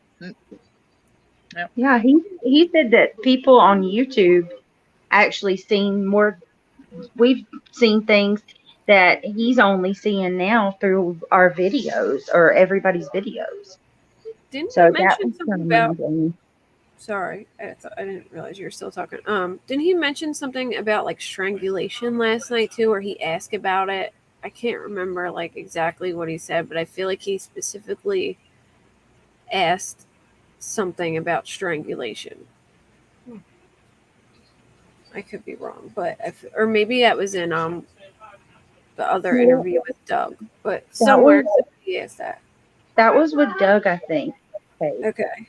You know what I wish I could ask them is like on the back hatch window when they go like over it past it, there's like disruption, like like smudges and like streaks and stuff, and I wish I could ask them, is that on the outside of the window, like when you were like when they was rolling past it or moving his hands over it, like it caused all that, or was that like smears and marks on the inside of that back hatch window? Because like if she was trying to get out, there would be maybe like steam or like breath, and like marks through that back window, which would suggest she was trying to escape. Well, they did say in one of the interviews that it looked like she was like, all right, so they didn't really like go into detail, but they said that when they find other people, that you can tell, even if it's like a unaliving type thing, or like unaliving themselves type thing, that they always seem like they change their mind, and you can see something that they the way they are found you can tell that they had changed their mind. But he said something about like when they found her, she didn't look like that. Like she didn't look like she was trying to escape, I guess. Oh, that's interesting. She didn't have no panic, I guess. That was that. Yeah, like they were saying it was different than the other people that they have found. Yeah, they said that she didn't like she hadn't been panicked or something. That's what. Yeah. Mm-hmm. You know that scene on the Titanic when she runs her with the hand, in the steam, the car steam, and then she pulls her hand down. Yeah, that's what like the marks on the window. Like that's when I first saw them, I was like, man, are those like scrambling, marks, in the back, But, yeah. Well, I have a question about the window too. The smudges were weird to me too, but that passenger side, is it knocked out? Is it busted? Or is it rolled down? Because originally I said it was busted, but then I had someone correct me and say, we don't know for sure because you don't see shards of glass. Well, I've tried to zoom in, but I guess maybe because of the water, the visibility's really shoddy. And I can't make out if that window was down, the passenger side front window, or it's busted out. So Nick does, he when he's underwater, he says busted. He says busted, but then yesterday on his interviews, he changes it and says that he's actually not 100% sure because he doesn't remember feeling glass. But his first instinct was that window was busted out. Either way, that window's not open. Yeah. And if that window is actually rolled down, that's going to be even more pushing towards foul play. Oh, well, yeah. If it was rolled down, it changes everything. If it's busted out, though, because I have zoomed in and zoomed in and zoomed in, there's no jagged edges. It's clean. So if it is busted out, that makes me wonder, did that happen before? And why is it clean like that? Well, that's halfway down had to happen before, like, because as soon as you hit the water, when your battery gets wet, they're not going to roll up or down. And that's just weird too. Well, has anybody ever expanded on remember the rumor about Sammy having been wet and having to change her clothes? That's the second person that's told me that. Do you know where that come from? Because I'm trying to. It might have been in a comment on something. I don't think that I heard that anywhere. I think I read it, and it was probably in a comment somewhere. I think it was. I saw the screenshot where somebody is telling somebody else that Sammy's sister, which does Sammy have a sister? Because I know she has a brother, but maybe she has a sister too. I've not dug into the girl, so that Sammy's sister said she came home wet. That's never been anything. That's what the screenshot is. Sammy's sister said she came home wet. If Sammy does have a sister, it's a name that's Sammy Smith, and then it's maybe Samantha, Stephanie Smith or something. I think I'm not positive on that, but if she does, it's a name that's also similar, Well, her brother's name starts with a T, so Toby, right? Toby. No, Tanner. Oh, Tanner. I wish we could confirm that if that were true and she came home wet. That's huge. That's huge. Yeah. Wasn't she circled in a picture holding clothes? Or was that ever confirmed? I don't know that picture. Yeah, I thought someone had circled it. It's the only picture. It's that crowd picture, and she's behind everybody. It looks like, and it looks like she's walking away from the crowd, and she's holding stuff almost like her clothes. I couldn't confirm that it was her actual face, but the bucket hat was on. Isn't there a 3-second clip of the party where it's a fight, there's commotion? Yes, it's on Zab's channel. It's in the news. I have it. Hold on, but I don't have a good quality. Zab has the better quality one. When those those videos of the Michigan party or whatever it was had first been released, I was positive that I was on the right track, that they had been doing side showing or something down by the water, because then I was looking at the marks near the water, the donut marks the, like the tire marks that they make. It's like that, like infinity sign kind of, like it's like the swirls. But then that ended up being Michigan, so I was like, okay, never mind. Change mine again. I thought that too. I'm like, if they're doing donuts, something bad could have happened, but it ended up being that party anyway. So. Yeah. Have y'all? I think it was on Zavs. I have people emailing me now and there's actually quite a few. And I mean no disrespect by saying this, and I mean this. I do not believe this, but this is one of the rumors that's going around. People are speculating if she potentially unalived herself, because have y'all heard that one? Like, I've tried I can't even grip with that one. If you zoom in, trigger warning, if you zoom in on the one picture where she's wearing that like dress, that black dress, the black long like gown, and she's leaning up against like a railing or something, and she has her arms like this, she supposedly got wrist surgery. Yeah. But there's also like, trigger warning, lots and lots of very thin lines, like all down her arm. And it looked like you could see it. She zoomed in and you could see it. Like, it definitely. You know what? And I think Jagger said something like, "Oh, like I hope, you're finally at peace now." Like, or he said something that was like strange the way he worded it. His tattoo was weird to me. You know what? My kid you would never catch my kid saying like these weird things on social media. I just don't understand like where the parents were just stopping them from saying these weird things. It's odd to me. But you know about Jagger, it's kind of unrelated, but I did want to bring this up, is that, so I remember reading that like when he heard she was missing, and then he like rushed from from Napa or wherever he's from, and he had been with his dad the day before, and he came up to search, and then he hightailed it straight to Reno. I always thought that was kind of weird because he's like a car guy, and this would happen the same weekend as Hot August Nights, which is like the biggest deal in Reno in Northern California. Hot August Nights is like this big thing.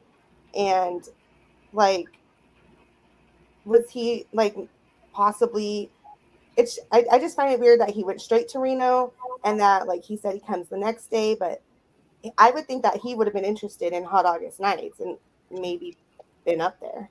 Yeah, I agree with you on that. And Reno definitely was. And Kate's account of the creme brulee, I can't get over that. I'm not saying that they did anything wrong, but creme brulee, I got a 17-year-old. She just turned 17. The kid doesn't even know what that is. I just don't see these girls spending their afternoon making creme brulee. Did her mom ever confirm that story? Like, I would think that'd be something that her mom would have been like, oh yeah, that they were cooking in my kitchen, it was a mess, and then they went to party. Like, I don't remember her mom saying anything about it though. What did Kate say about the creme? What's your? Well, I would say that creme brulee is actually like a vape juice, but then somebody else was saying that creme brulee is actually like a strain of like marijuana. Oh. Yeah. So I've had people saying like, what if it was edibles? Now that could be believable. Maybe they were making some edibles for the party or something. Yeah. Yep. But did Kate go to this party? They never say anything about Kate, but Max said she hung out with Kiely during the day of the party. But Kate said she did. So Max went with Kiely to the party. Where was Kate? Great. I haven't heard if she was there or not. She's the only one that I haven't heard if she was there. Well, how did she hook up with Jagger to go to Reno? Right. How did they cross paths to decide to go to Reno together with his buddy? Right. I thought that was strange though. Like, why are you looking out in Reno for? I don't know. I mean, he said it was like a place. The only thing I could think of was like he said it was a place they would go to be alone. So maybe, he thought maybe she went out there with a guy or something. I don't know, but I just thought that was strange. Like, why pick there? Well, why did she go? Teresa, I'm gonna hold That's down even weirder. because my phone's about to die. But Allie, okay. I did want to say thank you so much for having me on. It's Oh my always goodness, fun. girl! Thank you so much for coming on, and you are welcome anytime. Always you know I fun. adore you. Yeah. Bye, Allie. Okay. Good night, Bye, Allie. Allie. Night, Allie. Love you. Bye. Bye, babe. Bye. Yeah, let me pull this You up. know, the whole Reno thing is crazy though, because I mean, we're not crazy, but bizarre. So I mean, we're gonna get together. We're gonna call up the news crew, and we're gonna ask them to come watch us look for Kiely, and then we're gonna drive through a neighborhood and talk. I mean, And then say we will find her. If anybody's going to find her, it's going to be us two or us three specifically. yeah. Yeah. And who's this guy? Has anybody? So who's the friend that didn't want to go on camera? Have y'all looked into? I think it's Nate, but that's my opinion, and I haven't proven that, so I'm just going to go with my speculation at this point. Is it's Nate number 4? I didn't understand. Wait, there's 4 Nates? Number 4? Yeah. Yeah, there's. I thought Okay, there so was this is 3. what. No. So now I figured out that there are 4 Nates, 3 Steves, 2 Nicks, 2 Sammys, and a Philip. Just a random Philip. There's random old Philip in there. Yeah, so there's Nate Hembrick, which is the one that Sammy dated. No, I'm sorry, the one that Kiely dated. There's Nate Hurst, which is the one that Sammy dated. Dude, why is Jagger saying that she never dated a Nate? May says there's 7 Nates. If there's 7, I have not found all of those yet, May.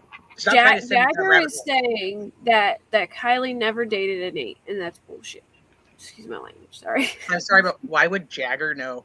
Like, she's gonna be like, so I'm totally dating this guy Nate now. Like, no, she's not telling Jagger that. They all have hair that sticks out the hat too. Every one of them. They all have the same hair. Every single one. That's what I said when they gave that description. Everyone's like, "Oh, it's Jagger." I'm like, "That's like every kid in California." They all have that hair that sticks out from under their hat, and they all probably wear San Fran hats. If you come to Philly, you'll see a million people with Phillies hats on. It's just how it is. Like, well, but it doesn't even match the description of Jagger's hair either. He said the guy's hair flipped out from under the hat. Jagger's got long hair. If I was going to describe Jagger, it'd be like this really moody, lanky kid with long hair, And I'm sorry, but can you tell me that you see Jagger wearing a bro tank? No, not in a million years. Never. The kid's not going to wear a bro tank. He was talking about how he didn't even like going to the baseball game. But he loved it with her family. Kate made a good point, too. We talked about this on my channel. Jagger is into cars. So he's not going to be stuck somewhere not knowing that the cars are neutral. I agree. He would know that. That's what I'm a I car thought, person. too. No way. Very Like, if you're a car person, you would know what to do, and there's no way. He has a lowered 350Z, which is a really nice car. Yeah. Unless it's not his and he just takes pictures of it, but still, He's a photographer. If you've seen, you can see his car photos. The kid is actually very talented. Mm-hmm. Wow. Okay. Cars and. Hi, Jeanette. Hi, Valkyrie. Hi, Cracklin' Rosie. So I want to talk about this little thing that's sticking out the back. I know you guys have all seen this. Yes. So what do you guys think this is?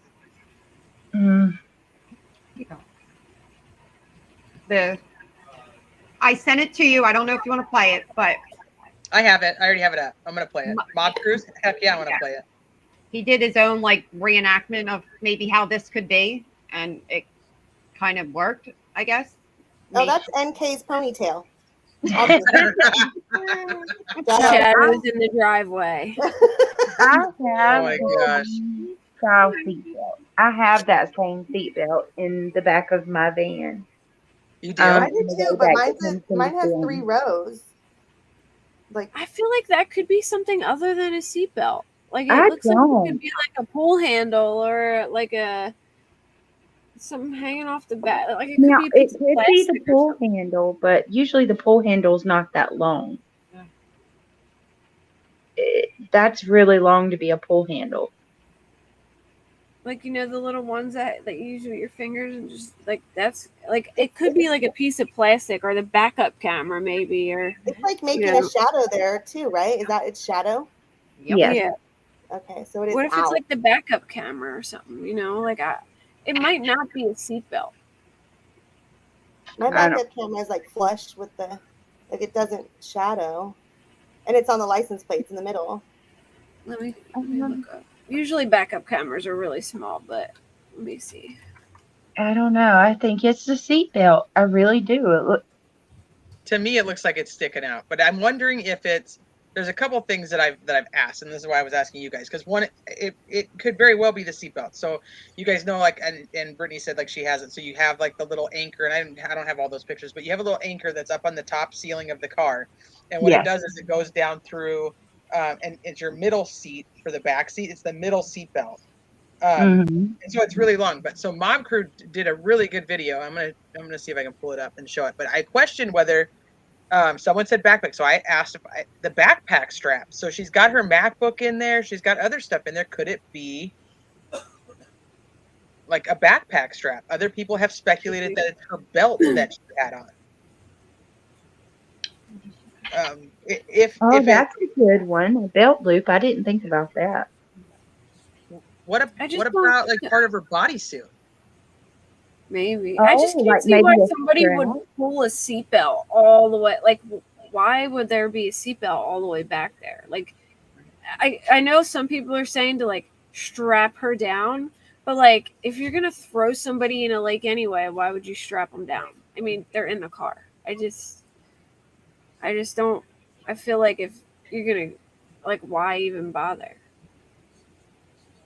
Well, people are saying that to keep, it's so morbid, but to keep her contained so she doesn't come out of the vehicle. I think if it was on her, it wouldn't be hanging out of the back. It would be, if they had taken the time to put a seatbelt on her, it wouldn't be hanging out of the back of the it would be like around her. I don't know. It's bizarre. It's really bizarre. Nick said he didn't see that. Right, he said he didn't see it. But he didn't discount it either. But he said that he didn't see it until after on a YouTube video. Okay, hold on. I don't know. Like, I don't put a whole lot of faith into it. I have it. I've covered it. I've looked over it. But there are things about if it really is a seatbelt that doesn't make any sense on how they would wedge it in the door like that. Okay, I'm gonna play. Am I muted? No, I'm not muted. Okay, I'm gonna play this. And then this is from the Mob Crew. So if one of the renters wouldn't mind dropping Mob Crew's link, I'll add it to the description too. So he did this like right before had just posted this right before we were gonna go live tonight. And he has that same seatbelt in the back. So he does this whole little like, what do you call it? Like a reenactment? It's not a reenactment, but he tries different things that would be possible to do with this seatbelt. So I thought it was really interesting. So I'm gonna play it real quick. So usually most cars, like SUVs, have for the middle seat belt here comes from the top. So it has 2 spots. You would have one where you click into this, and then this would separate like so, and you would plug it in. Plug this one in on this one, and then the smaller one on the other. So that way you've got one going over your lap and one going over your shoulder. And then they go right back up into the ceiling. So, as you can see in the photo, it's Kiely's car underwater. We're gonna try to recreate it here. Here's what that looks like. We're about the same angle.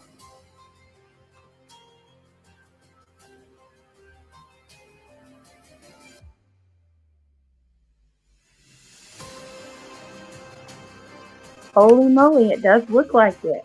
Okay, so here's he keeps going. So yeah, just wait, because this is what I was like. Wait a minute. He's not done yet. On these.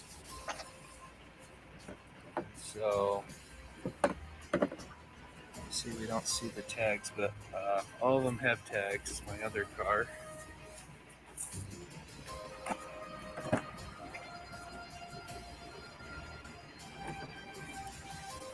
The seatbelts are very long when they are attached up there. I think that I read somewhere that they were like 9 feet. It does kind of look like more like. Yeah, I pulled mine out of the back of my van today.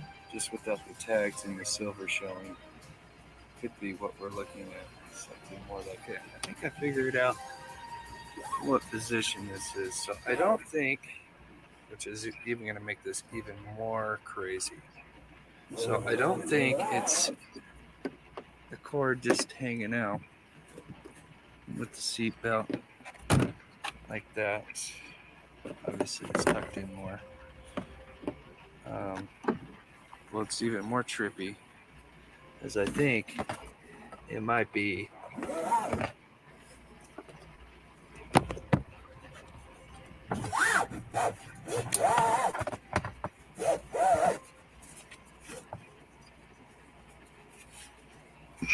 tied somebody up.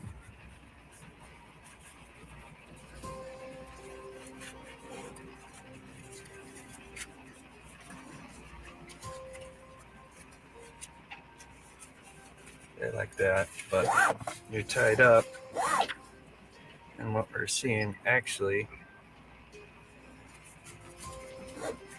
this comes out quite a bit, so you could have somebody tied up and back. I really felt this one out. This is the interesting one right here. Check it. That's what we're looking at. So it's oh, now that there's the loop and everything. Wow. Oh, that's uncomfortable to look at like that. Right? About like that. Okay, you got to be thinking on this one. Look at that. Oh my goodness. Oh no, now I'm uncomfortable with that whole thing. Right? Oh no. I mean, who would do all that though? Like, I just feel like if you're gonna throw somebody, like, sorry, I don't mean to sound like I'm being like and then you would plug it in like, here, and then so you have a seatbelt up your what lap and over your not shoulder. empathetic to the situation. But if you're gonna like put somebody in water, why do all that? Maybe. Well, we don't know what all happened to her either, Kate. These don't have. This doesn't. Don't feel no type of way. We all are equally in our thoughts about stuff like that. And the thing is, so this is the one part I've struggled with. How they would even on either one, because you certainly still have another foot to make it hang out the back. So, clear. So that'll do it for today's video. Let me know your thoughts down in the comments. Isn't that crazy? That is crazy to me. And I don't know if it's exactly like somebody actually tied her up in the back. And I'm not going to go into the detail of what I would think if she was tied up, because that's just too horrendous at this moment until there's more that comes out. But I do think that it matches almost like identical. Like it's folded in there and it's sticking out. The only other thing which I don't know if she had in her car, like the back of my car, I have a cargo net, like to hold like my when I put groceries and stuff in there, and it's pinned to both sides of the back. And but I have a newer car, so my back would not close if that was sticking out. It would automatically reopen. Well, so Allie and I had Jana, because Jana's got a 2013, and I'll send you the pictures if you want them. But she took pictures of all of the interior, the hatch and everything. And there's no cargo net. It's a 2013 CRV. Well, mine didn't come with a cargo net. I added it. Okay, gotcha. So I mean, it was purchased like on Amazon. Like I bought it on, so I could purposely put groceries and stuff back there without it all falling out. Like when because you drive a little crazy sometimes, and when you open the hatch, then everything falls out. I didn't want that to happen to my groceries. So, unsolved cases and news. Thank you so much for subscribing. My view on the cases is progressively changing. I'm going to be very honest. At the beginning of this, I was very adamant that statistically it was an accident. She was most likely intoxicated and drove into the water. An unfortunate accident, but still an accident. As more stuff keeps coming out, my mind is definitely kind of switching gears, and I'm leaning towards it. There's so many things that are off with this case, and there's so many weird players in this case that I don't know. I'm now leaning a little bit more towards foul play than I was. Things just don't add up and don't make sense. And I know this is going to sound super cheesy, but I'm going to say it anyway. Adventures with Purpose. I've watched them for a long time. Like started watching Jared when he was very first starting out, and he had shown up on Profiling Evil. He's always been a very respectable guy, just an average Joe. Like he's never seemed like he's never been like clout chasing. He's never been out for like money. Like if you watch their videos, you know that they're like, just subscribe to the channel. Like it's free. If you can do something else, do something else. But like just subscribe. I don't think that these guys are the type of guys, and this is my opinion, that they're the type of guys that are going to go ahead and put something like this in the title if they're not understanding that there's something more to it. So they kind of pushed me a little, and now all these other things. And Sammy lies all the time. The girl can't tell the truth to save her life. Exactly. Lisa, can you send me this link to this video? I've struggled with the seatbelt theory because I couldn't figure out how they would anybody could be restrained that way, but this dude he really thought this one through.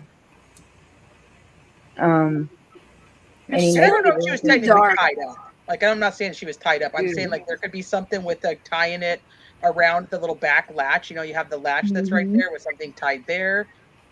Does it tie into the girl that was asking Nick, the roadside assistance dude, about seatbelts and weird stuff? I don't know.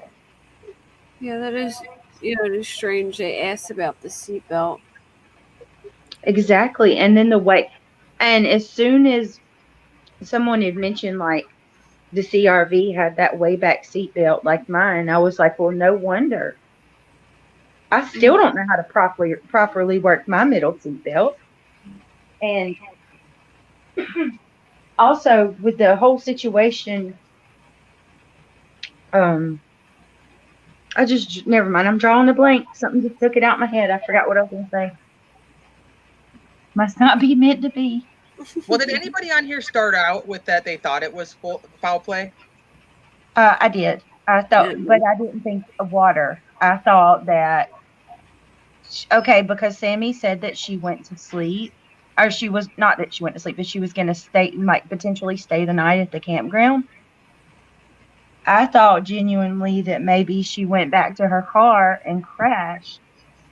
Because do you remember there was a homeless person, I think it was a homeless guy in the beginning, that said that he had went to sleep in his vehicle next to Kiely's, and when he woke up at 7 a.m. that morning, she was gone. Yeah. So I assumed maybe she went back to her car. Someone maybe could have got in her car with her passed out and drove away with her, or someone offered her a ride home and it went terribly wrong. But I never thought that it was just an accident. Yeah, I did. Just because I know how often it is for cars to go in water, like when you can't find the car and in those situations, and especially around there, I looked at the area and I was like, my gosh, there's lakes and reservoirs everywhere. And even some of them, there's like no guardrails. You could just easily, drive your car right in. And because they were at Prosser, you could see the two areas. The boat ramp goes right into the water. And then where she went, it's like a dirt road that goes right to the water too. So, well, Sammy's behavior is what always made me not believe. that I always thought something was off because of the red flags that would be. I think that like an accident is like completely off the table. Like an accident to me means like, she swerved and hit the water and, wasn't able to get out in time, but either whatever happened, she was either intoxicated or what at the very least she was intoxicated and underage. So somebody has some answers to give about the alcohol and the drugs and stuff at the party. Like there's some culpability somewhere because she was intoxicated and she's underage. And that makes it not an accident, like by the definition. Mm-hmm. That's like if it was on land and she had crashed into a tree, it would be like, manslaughter or something for the adult that provided her the alcohol. Yeah. What was in her hand right there? I do want to mention something to y'all just before. I don't want to forget this. I mentioned this the other day too on my live. The necklace. Do y'all remember when law enforcement put out, I think it was a press conference, and they had this sign, and I've never seen anything like this, but it didn't say if you see Kiely, but this big bulletin said if you see these necklaces, contact Placer County Sheriff. Do y'all remember that? Mm-hmm. I remember something about necklaces, but I thought it was just part of like what she was supposedly wearing at the time. No, they were treating that jewelry almost like the hoodies. Yes, they were treating the jewelry like the jewelry was a person or something. It wasn't if you see Kiely, if you see these necklaces, please contact Placer. Well, think about that, and then think about the tip that Doug read while on the boat about Kiely getting into a fight with a girl. Yeah. Do you think maybe somebody stole her necklaces at the party that caused a fight, and that maybe officers put that out to apply pressure on someone to come forward and talk? Because why would they ask for the public to look for those necklaces? Right. And maybe they could have been, maybe Kiely was in a fight that night, or the other, well, no, because they were saying that it was Kylie's jewelry most likely, but maybe that was pulled off of her. Maybe she did get into an actual physical fight with this girl, because both sides in a sense are saying that. AWP got that tip that kind of said that, and Steve, the PI, I believe, also said that he was told the same thing, that there was a fight that night, and it definitely involved Kiely and another girl. Oh, she does have bruises. Yes, she does. Yeah, there's a lot of bruises. That. Wow. So these are the ones that were talked about that there's paint on. She puts like paint over them instead of like just writing like find Kiely. That there's like purposely paint put into these specific spots. So I'm just going to show the ones that I found and the ones that I've seen shown on like. Yeah, like why is there just like a dot on her? Jesus. She even had it on her arm. Wow. I wonder if these fight parties or party fights, whatever they do, are for the girls too, and not just the guys. And so I've heard both. I was told that the fights were only for the guys and that the girls didn't fight; they just watched. But then I also heard that there was some girl that wanted to fight Sammy, that either Sammy had bullied or the girl had bullied Sammy. I don't remember which way it was, and that they were trying to set up a fight for the two of them. But I was like, and I think somebody said this on a panel I was on too. We were like, well, why would you want to play fight a girl that you hate that bullied you? You want to actually fight. Right. Sammy doesn't really seem like the popular girl that's everybody's friend to me. Like she seems like the scary one, like like the mean one, or maybe the one just a little bit older than everybody else in her group of friends. I mean, and how they said like she may have got outsmarted, whatever. Like maybe like at the very least, you think maybe she like turned in a list of who attended to the to the law enforcement. And, they could have followed up with that list. Like, hey, do you like what's up with She Sammy? was one of the ones to put the party together, right? Or was that just a rumor? I've heard that. Yeah, I heard that too. And then I also heard Elsa put it together. And cleaned it up as well. Make sure you guys are subscribed to Amanda's channel because she said she's going to release some evidence that the girls do fight as well. Or I love Amanda's channel. Amanda has an amazing channel. Did Amanda just say that of the fight from the party, or that they just fight in general? Sorry, guys. If you guys think Doug from Adventures with Purpose is cute, hit the thumbs up. Oh, hell yeah. You break the internet. Where is C-Dub? I love a guy with a beard. He is gorgeous. I think that he would look really good with like a goatee. Did Amanda say that is great? Did Amanda say that her there was a tip about her bruises? Did I read that right? What was the question? Amanda said in chat that there was a tip about Sammy's bruises. Is that what you're saying? A tip came in about her bruises or her covering it with paint? Let me find it. Hold on. Thank you, Miss. Thank you. Amanda knows everything first, for sure. Yes. Amanda finds the littlest details of things that end up being the biggest of things. Her and Amber are so good at that it's. That's how, like, in our little arena, like, I can't tell Michelle anything first ever, but like, I really couldn't tell anything to Amanda first.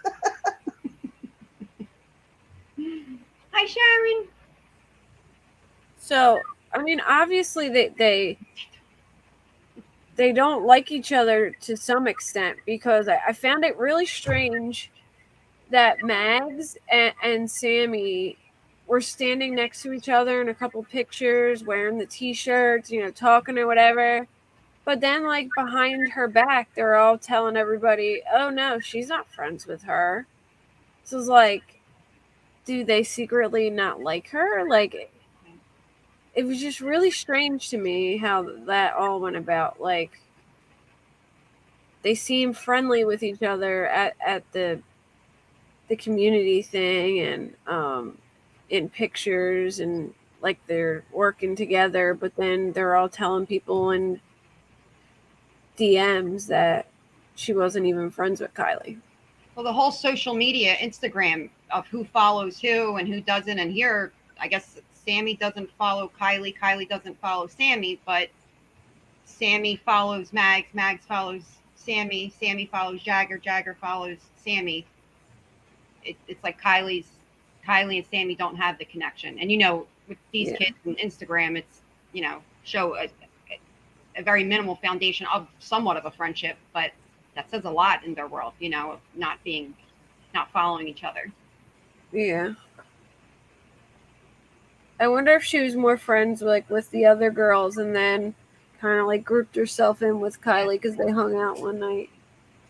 I feel like Kiely might have more or less been there alone in a sense. If her actual friend Mags left and that's who she came with, her boyfriend or ex wasn't with her that night, supposedly. Sammy was supposed to be with her I guess to be her friend shadow, whatnot, and then that didn't happen. It just seemed like Kiely ended up in a place that she absolutely shouldn't have been, surrounded with tons of people. And here's another thing I found, made me wonder, does Mags, Sammy, and all them go to school together, and then Kiely gets homeschooled, and maybe they were all friends, and Kiely kind of just got brought in through her friends, and maybe she didn't quite fit in. No, Kiely and is it Mags or Kate? Somebody tell me. It's Kiely and either Mags or Kate. They just graduated. There's a video of their graduation ceremony on YouTube, actually, and you can hear Kylie's name being called. And I don't remember if it's Mags or Kate, though, off the top of my head. I think it's Kate, and they went to a charter school. Oh. And then Sammy did not go to school with them.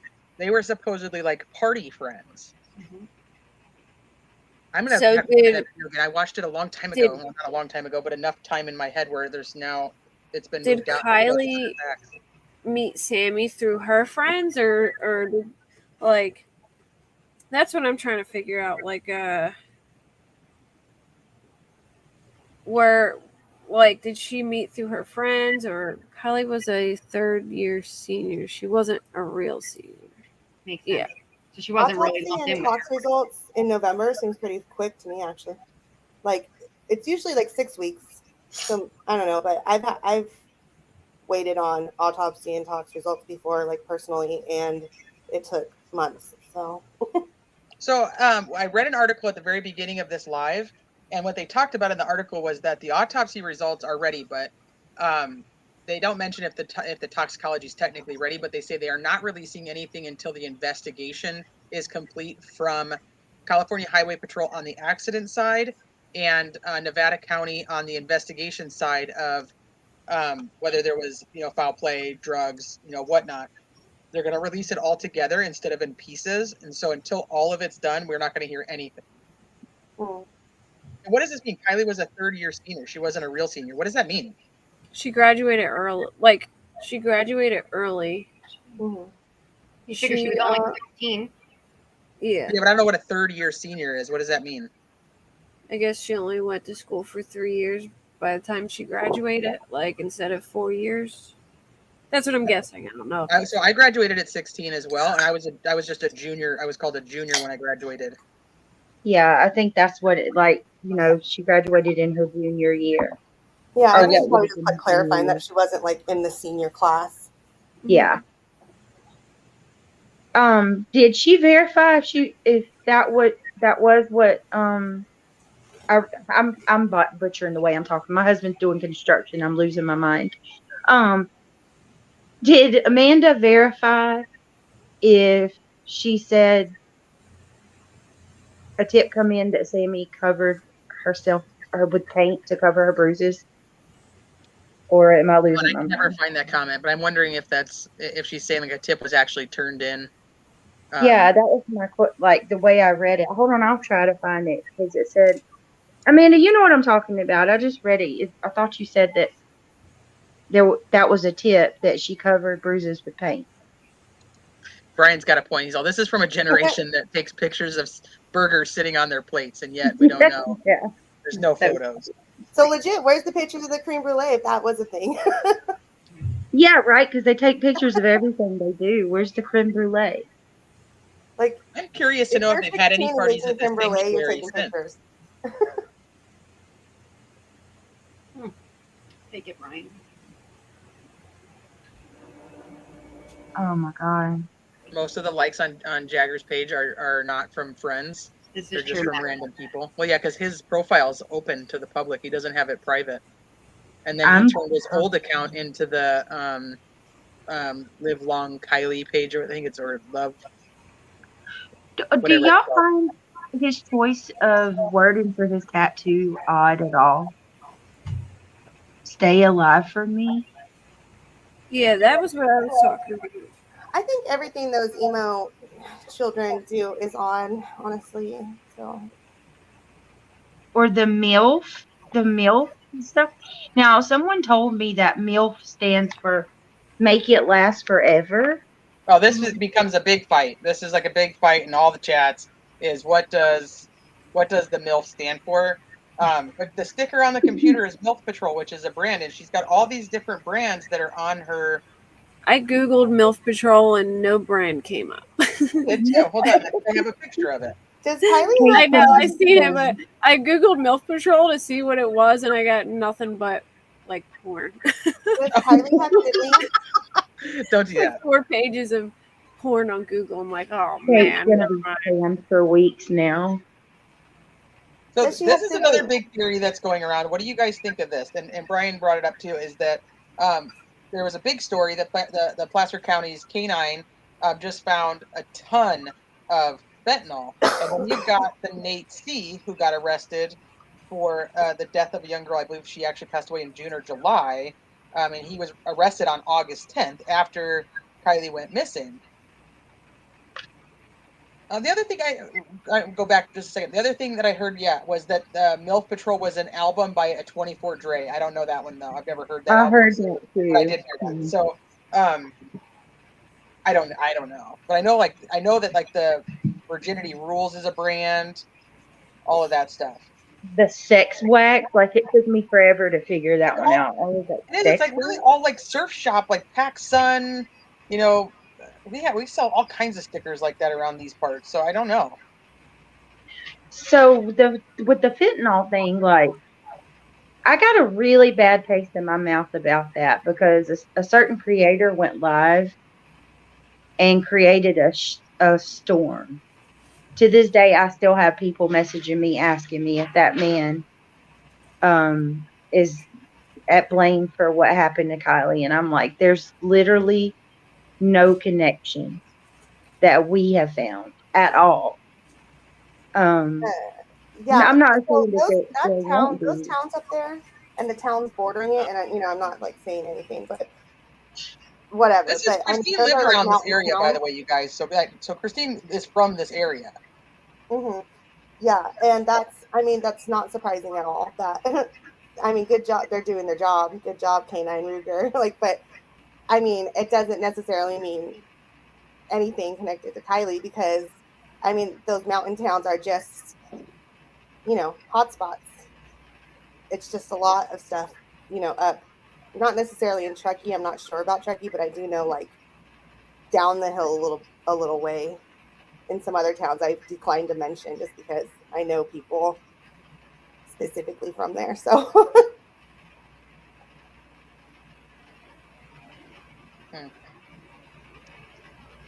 All right, let me see. Let me pull up the next ones that I have on here. Yeah, and if there had been, like Andrew just said, if there had been if something had been with the fentanyl at the party, it would have been.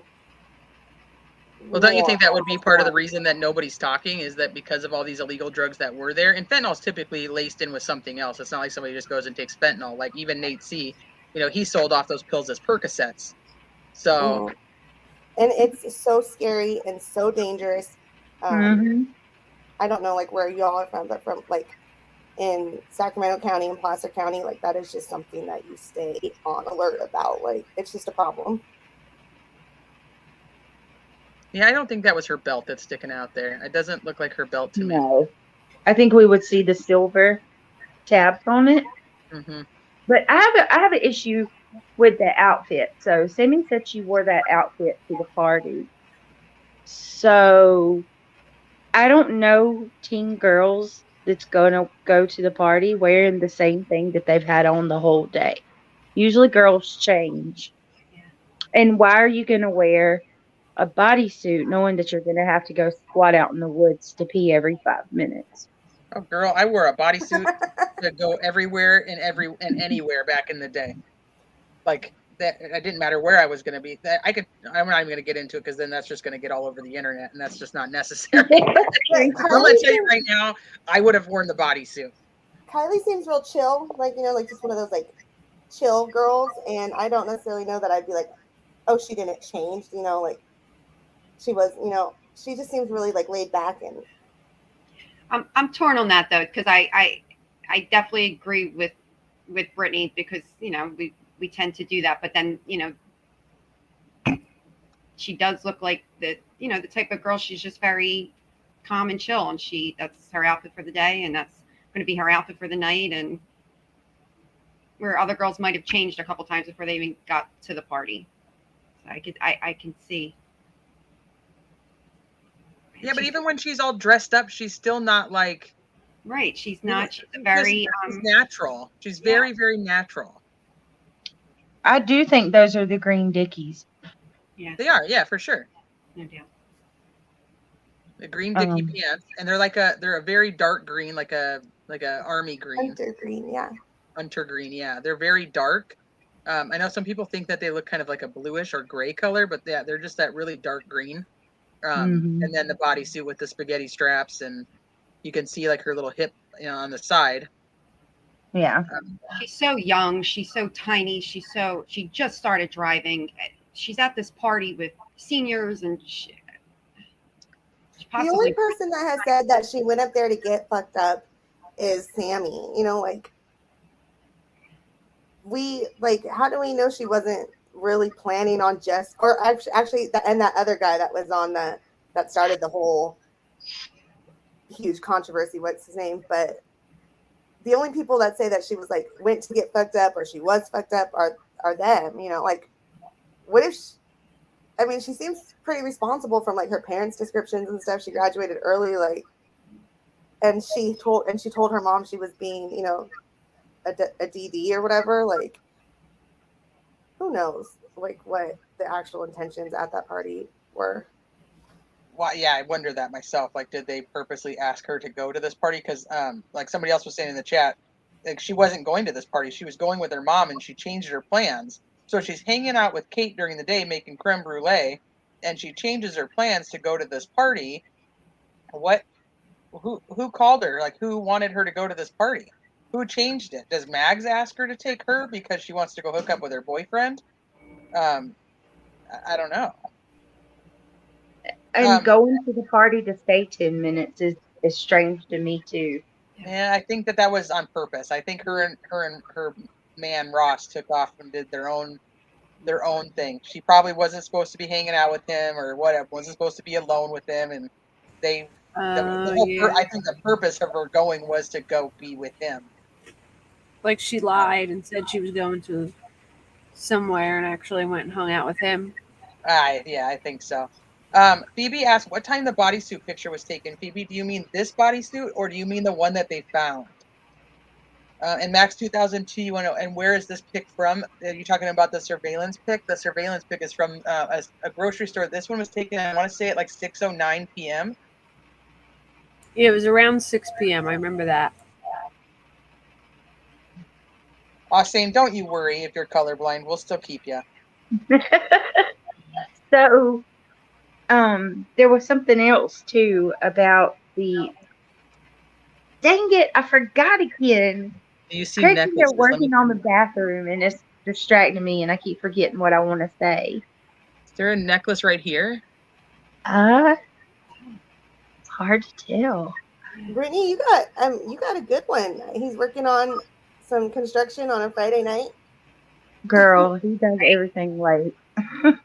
Where we have no bathroom floor in the downstairs bathroom. He's ripped it out. Did he work all day and then he had to come home and do it at night? Because yeah. Yeah, so we're going to hear stalls half the night. But I don't know, Teresa. I can't see a necklace on, which I mean, it's so grainy, it's hard to tell. I mean, maybe kind of to the side a little bit, like maybe that's what that is. Yeah, I can see that. Yeah, like not scratches. It's a necklace, you know. Yeah, right here. Yeah, yeah. It's hard to tell, but I think that's a necklace with a little thing on it. Okay. Yes, that makes. When you zoom out, it looks like one. Well, like that style of necklace is like really popular, like on Shein and stuff. Like they sell them in groups like that. Mm-hmm. Those are a popular thing now, a trendy thing. Okay, so when Sammy went listening to the interview tonight, she mentions that her and Kiely and a group of their friends periodically went back to Kylie's car. Basically, it sounded like she said she did say to get alcohol. So Kiely had alcohol. I mean, I'm not sure if she brought it with her, if they were just using her car to store it. But every time Sammy would mention going back to that car, her voice would get shaky and she would fumble over her words and she would cease up. Like she had to think about what to say. And she so answers to like every like plausible like scenario in advance, like the same way I felt about like Letitia Stout, like gave all her answers about the everything in advance. Like before you ask the question, she gave a plausible explanation. I feel like that same plausible explanation is just like falling out of Sammy's mouth all the time. Yeah. Yep. It's that same vibe too. I said Letitia the other day. It's so weird you say that because when he asked Sammy, the guy who was interviewing, asked Sammy to like, what would you say to Kiely if she could hear you?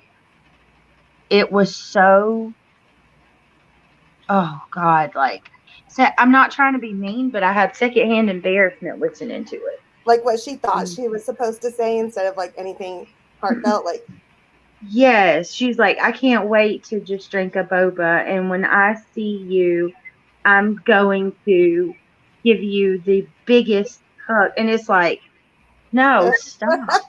that sounded like the t-shirt, just like you describing it. It's like, I have you completely, and it's like, no.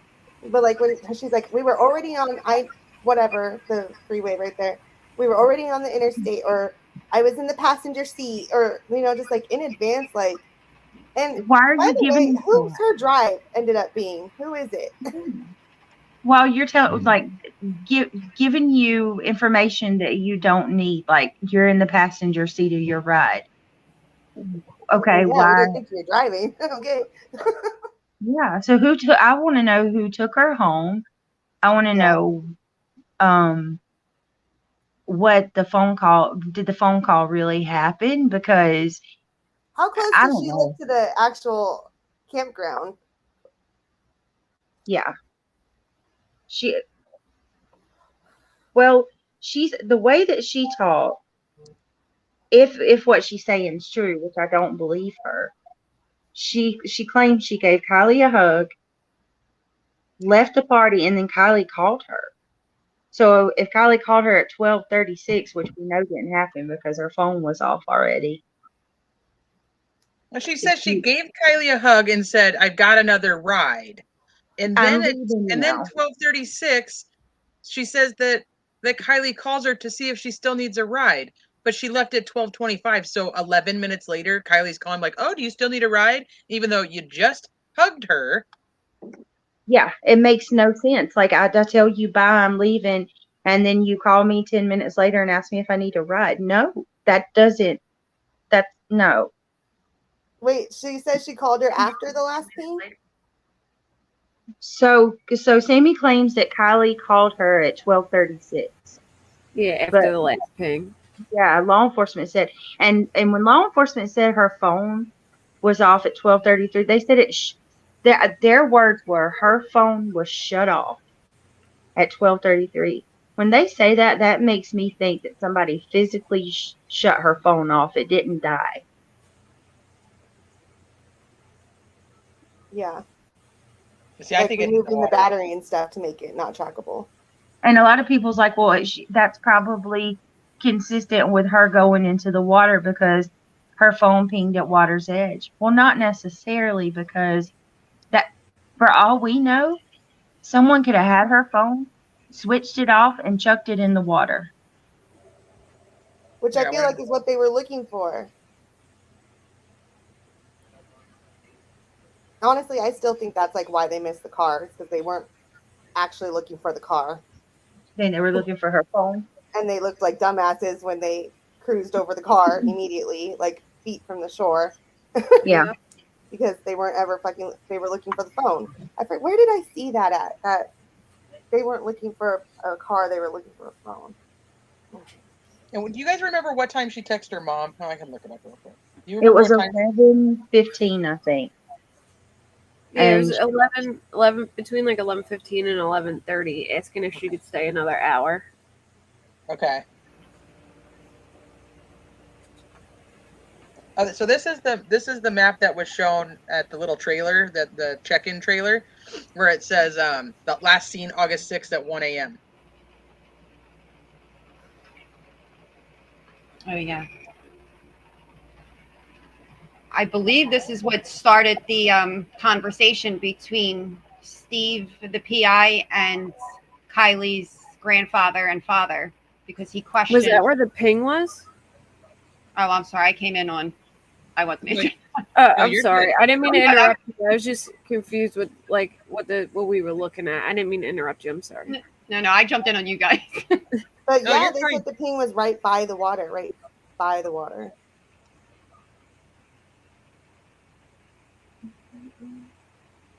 Yeah, I'm just trying to figure out, like, was she actually the one that actually texted her mom? That's what I'm wondering. And somebody told me, because what's the girl's name who claimed she saw her at one? Elsa. Elsa. But I think Elsa she said that she saw her at 12:30. 12:30. Okay, so Elsa said she fell in a hole. Mm-hmm. Someone told me that Zab fell in that hole. Yep, she did. I gotta go look at what we that. suspect is the hole, yeah.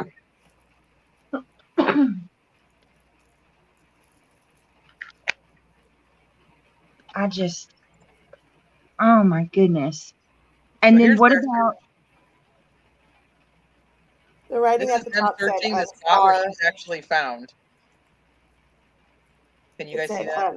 Yeah. Phoebe, it said SAR command post or something. Search and rescue command. Wow. Search of the lake is complicated by the water's depth of around 57 feet and poor visibility, officials admitted. See, they were in the middle. Her car's out here. Wait, was this on that little area where her car was? Supposedly, yeah. That's where they had that set up. Yeah. Let me find the other picture. Hold on, let me find the other picture. Freaking joke. And this is on the 9th.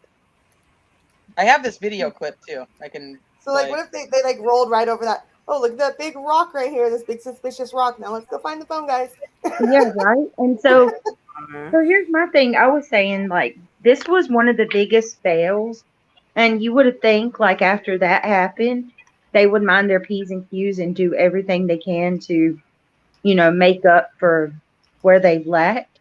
Yep. And instead, they double down and leave her all of her items behind in the water.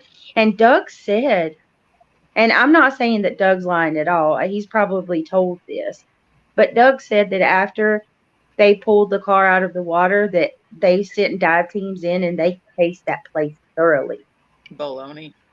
Yeah, and it was all. Look, he Check It TV, I believe it's called. He found all the items. He went there himself. Yeah, so I'll pull those up too. I know, it's disgusting. Yeah, he was very emotional about it. He said you could just tell that, it just felt like to him that no one cared, and he was very, very emotional about it. If I was this girl's family, like my heart breaks for them.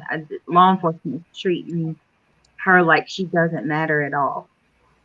I was kind of thinking this, but I don't know much about the family and the community together, but I know they're selling the lodge. I don't know if they were planning on moving too, but it almost felt like that. I don't know. Maybe I just got the feeling that if her family was actually moving, like it was almost like a reason to kind of give up on Kiely in a sense. Like, this family's moving, they're selling this lodge. It's almost like, in my opinion, it felt like they treated Kiely almost the way that they were going to do that lodge. In a sense, they just left. It was almost like she was going to be left behind in everyone's, in the neighborhood backyard, so to speak, because that's what they had called it. And that's just so sad to think that family would have sold that place, moved, and their baby is right there. That's definitely, if that would have happened, that usually it's the opposite. Like, families refuse to leave until they, until they find their loved one. Yeah. Well, do you think that Ellie would have searched this area again at any time soon? Nope. I think that random swimmers would have found it eventually. I agree. Oh, I'm gonna try to find that video so I can play it for you. Here it is. I think it was Parker. Positively Parker. It couldn't have been more than a day before not Ellie, but AWP went in and found Kiely. There were swimmers and like families out on Prosser just hanging out, having a beach day or whatever. I mean, nothing was roped off. Doug and Nick both said that there was tons of, between media, locals there, and, they had constant eyes on them when they were there. That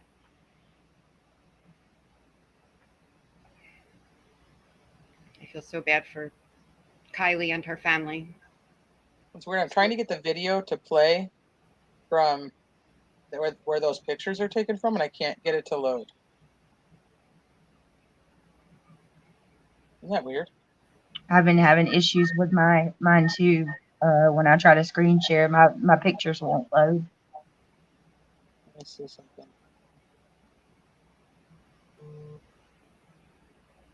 Oh, I get what you're saying, Brian. I think I know what you're talking about.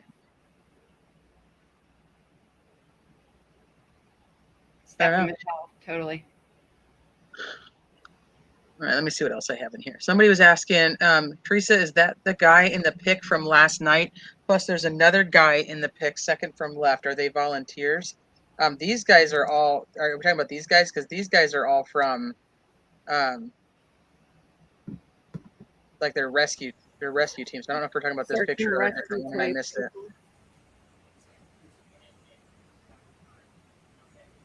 Let me see what else I have in here. So this is the one that's supposedly not of that party. It's supposedly debunked. Have you guys heard that? Yeah, this is the one from Michigan, right? No, this is supposedly from Sparks, Nevada. So this is the one that has it's Callie Ross. This is where the whole Callie Ross thing came in. Oh, that's Kiely Ross in the front. I thought she kind of looked like Callie Sammy. Ross right here. That's her? Oh, because the girl in the front kind of looks like her. This is Callie Ross. She it's her post, so it's her Be Real post. She looks different than in her TikTok. Yeah, and then the two girls, this girl, and I think it's this girl. It might be that one, but it's these two girls called in to the Olivia. I don't remember the channel name. And said that they're the ones in this car, but that they were not at the party with Kiely, but they are friends with Kylie's friends. So that's wild. So there is a connection. And she says it was taken at approximately somewhere between 10:30 and 11:30 at the Sparks. And this same guy was the one posting all these party pictures, correct? On here. Well, I took these from a Facebook group because he's really good. I trust this guy in the Facebook group, and so I wanted his times that he had found. Well, so, I mean, if he was posting people from the wrong parties, how do we know that the picture with all the people was even that party? So from my understanding, and I've never been able to prove it, was that the person who originally found these was doing a search of the party using like algorithms basically, or like hashtags and stuff like that. And they supposedly found these two pictures from the party, the car picture and the one with the two girls like with their arms around the guy with all the blue lights behind them.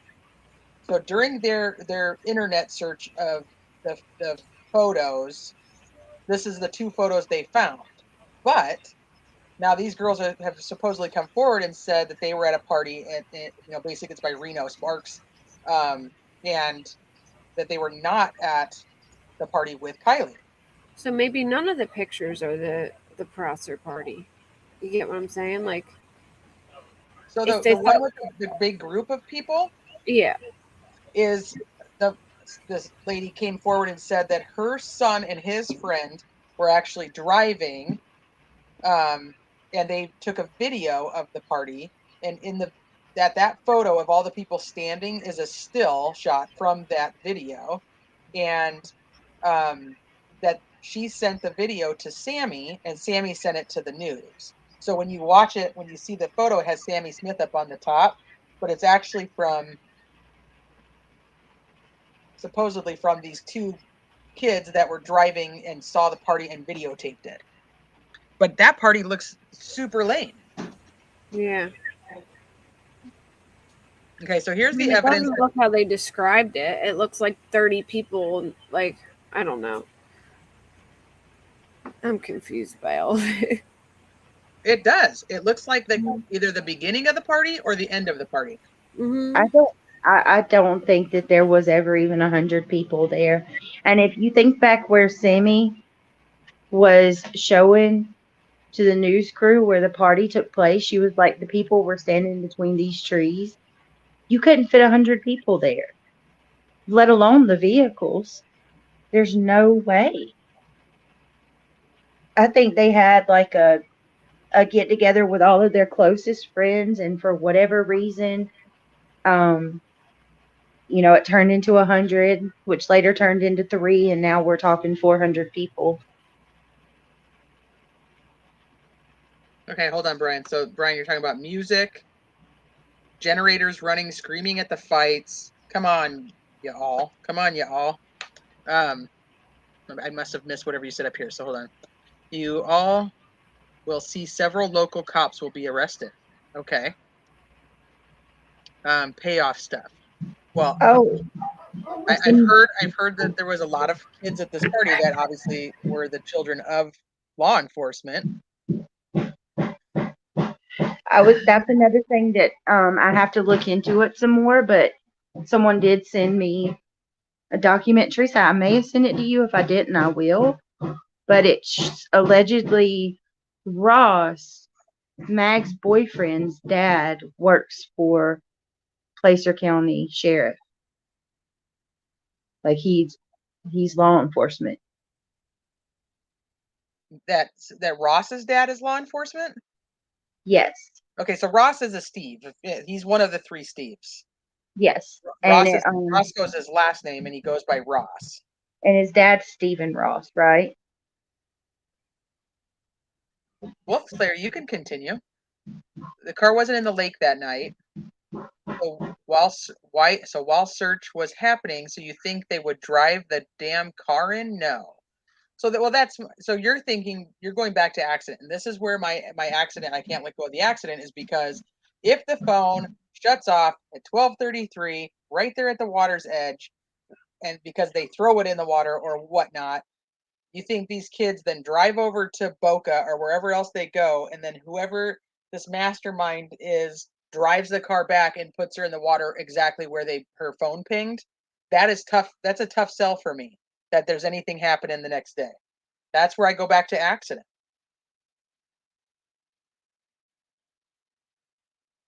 Yeah. But if someone wants to talk real truth one day, I'm down. Okay. But you're welcome to continue to talk here, but that's up to you. Yeah, she changed her timeline. She had to. Mr. E says those damn park rangers or camp security, whatever they had there, should be held partially accountable, if not the owners of the camp at least. I won't be surprised if there's definitely some lawsuits that come out of this. Lawsuits with law enforcement, lawsuits with this campground. Do they have, because I've heard it like it's like federal land or whatever, and they have to have their own, like, how does that work? Do they have their own security, or is it like, I know it's different because Well, they're not technically in that actual campground. Gotcha. Yeah, they're not where you rent out the camping area, because I looked that up and they're like not in that particular spot. So I don't know. You have to pay. I don't know the landlines right there. So let me see. Thank you, Michelle, for grabbing that. I was trying to get in there to do it. Oh, and CDT got it too. Thank you. Yeah, Sammy's dad's the PI. The mom's an attorney. But now the rumor is that she has, her criminal defense attorney. Did we lose Brittany? Britt, you back? Yeah, I was trying to send you that paper or whatever you want to call it, article. I don't know what the hell it is. I sent it to you, and I threw myself off. I do that all the time. Good. So Dee Dee says they might have put her in the water there to push the drunk driving accident scenario. Well, wouldn't they have put her in the driver's seat? I mean, if it was foul play and it was a setup and they pushed the car in, why wouldn't they just put her in the front seat? That's the part that doesn't line up for me. If it was foul play like that, then why wouldn't you just put her in the front seat? Put her in the driver's seat then. So that's why I go towards accident. She drove in. She tried to get out. She was disoriented, intoxicated, whatever. Couldn't get out. If it's foul play, I keep going towards that somebody else drove that car in. One or two people drove that car in. And she was in the back, and they got out and just had to get the hell out of Dodge. Yes, I figured out who Philip is. I do. I know his last name is Farraco. Faraco for Rocco. That's the one, Philip.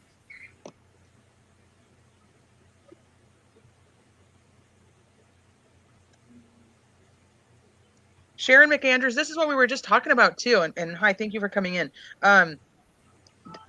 Supposedly Sammy's sister said that she came home with wet clothes, but I don't even know if Sammy has a sister. I have to cough. Hold on. I do think she has a brother. To answer your question in chat, I'd never heard that she had a sister, but I don't know.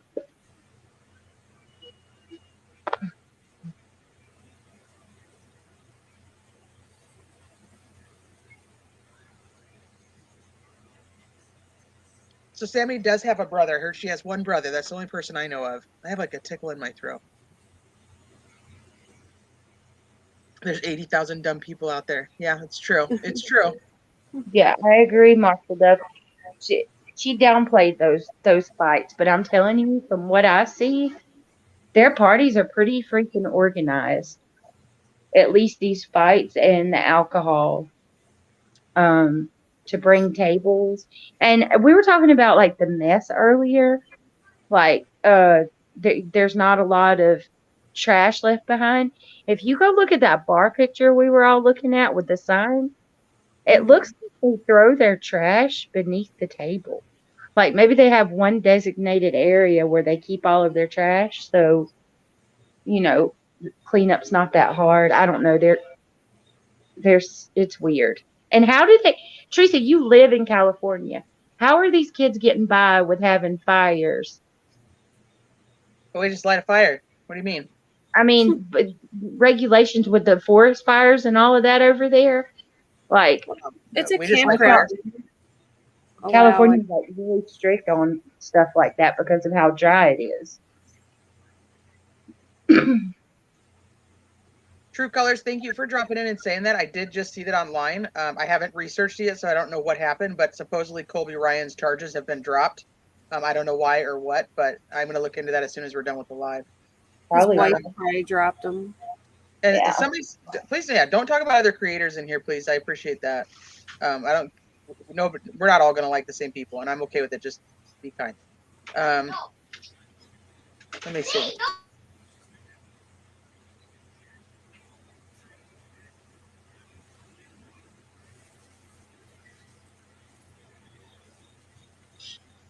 Hold on, I have a kid and a dog that are coming at me. Hold on. You guys take it from here.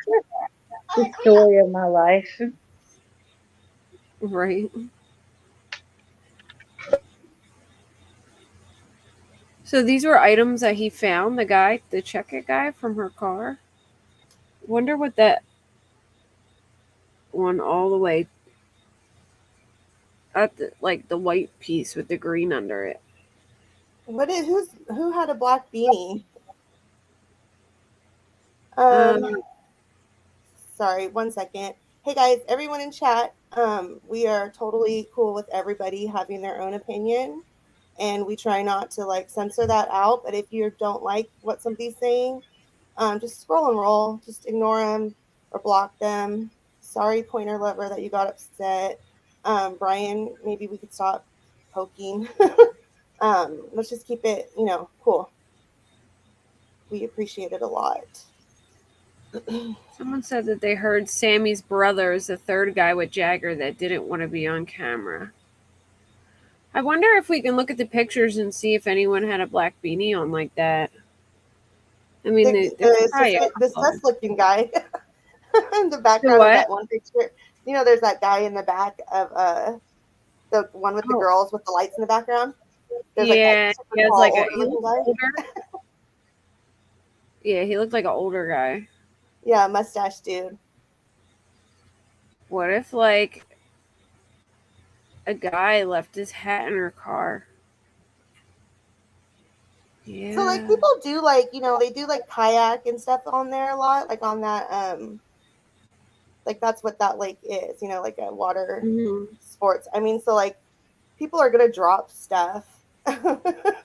So but if this was conveniently where all her stuff was, where the laptop and all that was, if that was right there with all that, then that's interesting. You know what I mean? that could be that. Well, like also like they had to like they picked that car from going. It was upside down, and when they pulled it up, it was right side up. So like it definitely had to like do some flipping around in the water. But like for everything to fall out seems strange. You know, like everything that we could see in the video, the laptop and everything, you know, that's really sus. I just don't even know what to say. I don't want to really comment on like Placer County, you know, law enforcement because, you know, I ain't trying to get 20 tickets next week, but So this is what he found in his the second day. So he had the first day he had found. I can pull up those two. That's what I was doing before I had to cough. He found the laptop. He found the Bob Ross mints, the Cards of Humanity, and this blue duffel bag, and then a cord. I don't know what cord. It doesn't have like a block on it, so I'm not really sure what cord that is. But I wonder if that's the computer charger. And it just lost the block. Did y'all notice like her phone chargers, like the real MVP, like it was still in the car, seemingly plugged in. Yeah, it was like dangling. Like my car charger, I just got it from the wrong place. So this is when he posted a picture. This is still Check It TVs. He posted a picture of when he was finding this stuff. So there's the charger. There's the little Bob Ross tin, and then you can also see like on her computer that there's the Bob Ross like sticker on the laptop. Back to it. There's Bob Ross this, and then there's the drugs are bad dab, Milk Patrol rip and dip, virginity rocks. So does law enforcement have these things now? Law enforcement didn't want to come out, which I find strange. Is like, does that mean they think it's an accident? Because if all this stuff is there, why wouldn't you want to come out and get that stuff? Especially if it. I wondered if it was because he mentions that he called Placer County and they had nothing to do with the investigation anymore. And so I think that he wasn't getting any responses. I'm not sure if he just wasn't calling the right place at first. I mean, he says he waited like 4 hours. And so, Grandpa had come out by then and just asked him if he would dive and get the stuff. Somebody asked in chat why I thought he was crying. I think he was crying because he was just so emotional that his day had happened the way that it did, and knowing what happened to this girl and that you're in the water right where she was. I think he's just an emotional guy. I don't cry a lot, so it's odd for me, but I get like that other people do, so I respect it. Yeah. Well, like even the guy on duty, Ron, he said he would call that like malpractice to the like if you call somebody and you tell them you found evidence and the police don't want to come out, like even if it's not the right county, you know what I mean? You think they would still do something about it. That's pretty despicable to me. I think it's strange how they said that they put that phrase accidental drowning out there. Like I think that's really strange. They put it out there? Like what did they say? That it was like on a statement. I think Teresa read it earlier about that while they're investigating the likely accidental drowning or something. What was it, T? Was it the article that I read at the beginning of this? Yeah. Yeah. La La Land says California guys cry easy. My husband doesn't cry, and he's a California guy. La La Land, the father came out for her stuff. The father came out the second day, which was yesterday. I think that they, I don't know what they did with that stuff. So that was like the beanie, and I don't know if they turned any of that over, but according to Check It TV, the laptop and the first day stuff was turned over when they finally showed up. And one of Kiely's friends was also there, but he said he wouldn't say who it was because she was underage. But I don't know what happened with this stuff, the beanie and this empty insurance card thing. I don't know what happened with any of that. Oh, I remember what they said. They said that they were going to have an accident specialist or something like that, or some kind of specialist look over the different ways of how her car could. I can't remember how it was worded, but it was in the article. Though, was it in the article? I can go back and read it. Hold on. Yeah. I know they were saying.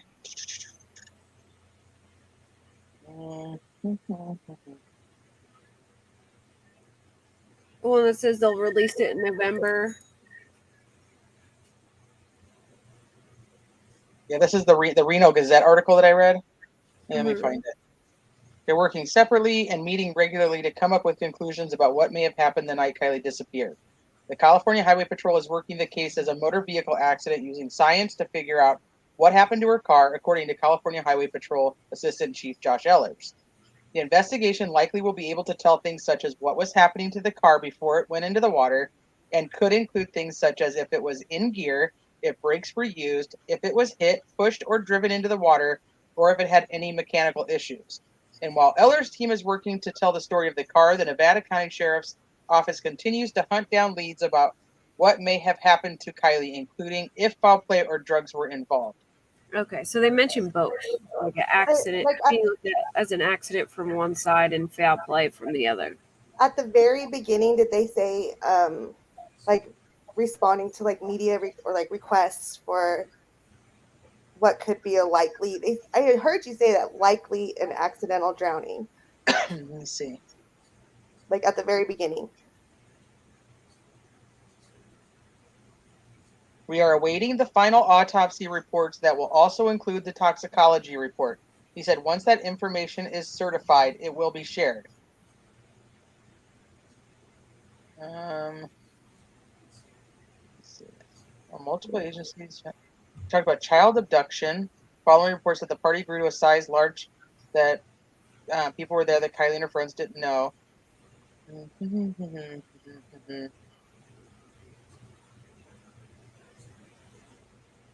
And then it talks about speculation on the internet.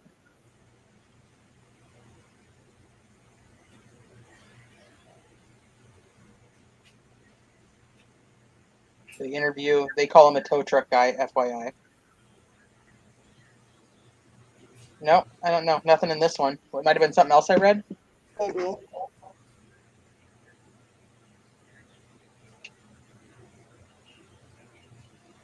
Let's see. Well, they mentioned that Highway Patrol is treating it as a motor vehicle, like a motor vehicle accident or something like that. Yeah, that they're just going to basically do like an accident reconstruction, and then based off of what the information they can get from that little black box.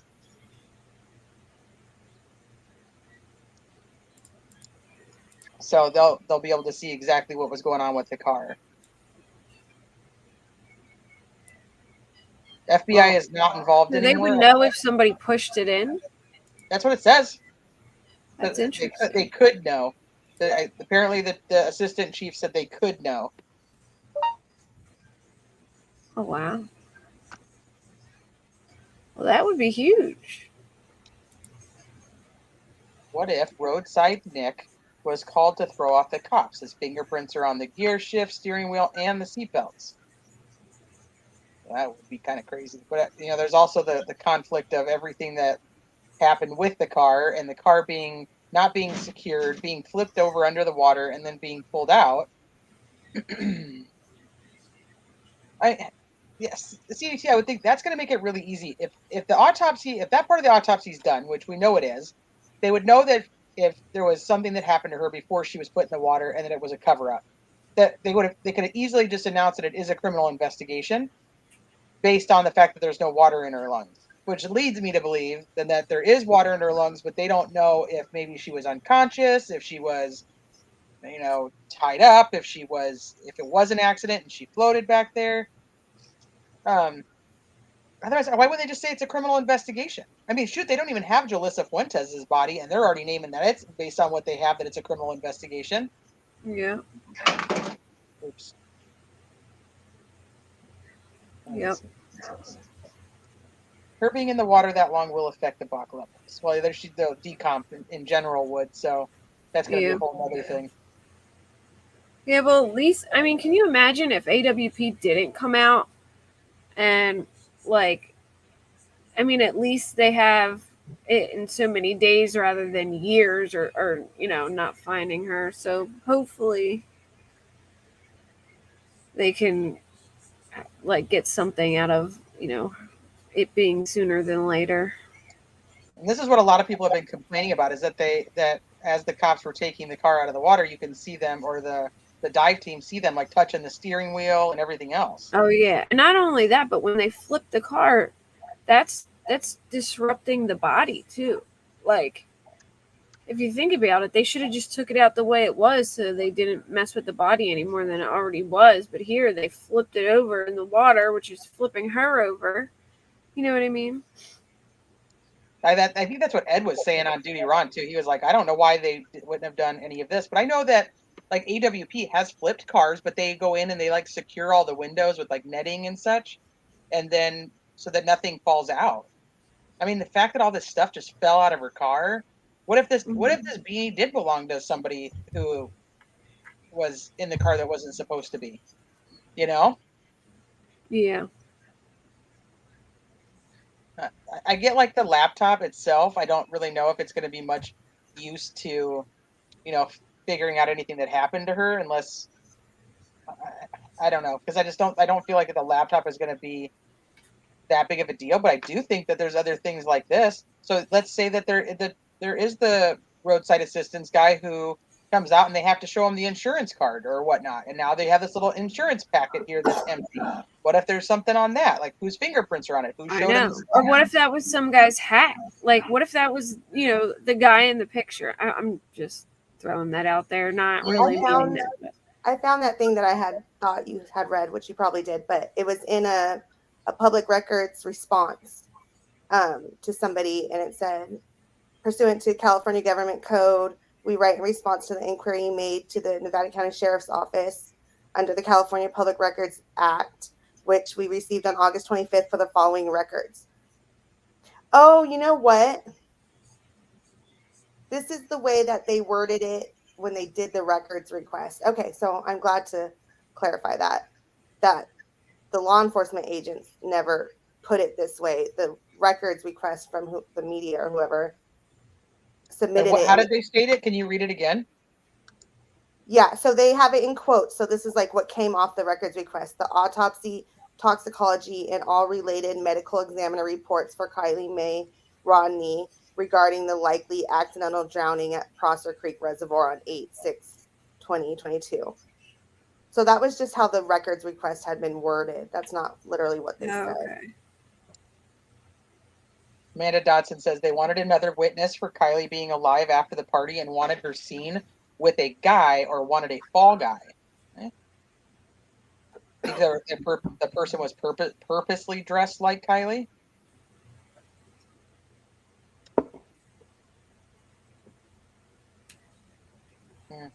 Oh, like you mean the next day? Yeah. They wanted the tow truck driver to see her. Like, on purpose, to say, like, oh yeah, see, she was alive at 11, 12, 8, Yeah. 12 on Saturday. That. That's an interesting thought. I did hear that Kylie's dad is pretty angry and he does think it's foul play. His initial reaction to me on the AWP video made me think that he thought it was foul play. When he was like, was she wearing a seatbelt? And they're like, no. And then he's like, was she in the driver's seat? And they're like, no. And he's like, what? Like, what the heck? Yeah. Yeah, you could tell he was questioning it when he rolled up in the video, like, asking. I felt so bad for the grandpa too, who just sat on the beach, just staring there until they came. Like, it was so sad, that picture. Did you guys ever figure out, I know it was like a question that people were wanting to know, if that was mom's dad or if that was dad's dad that was on the beach? Did anybody ever figure that out? I think it was dad's dad.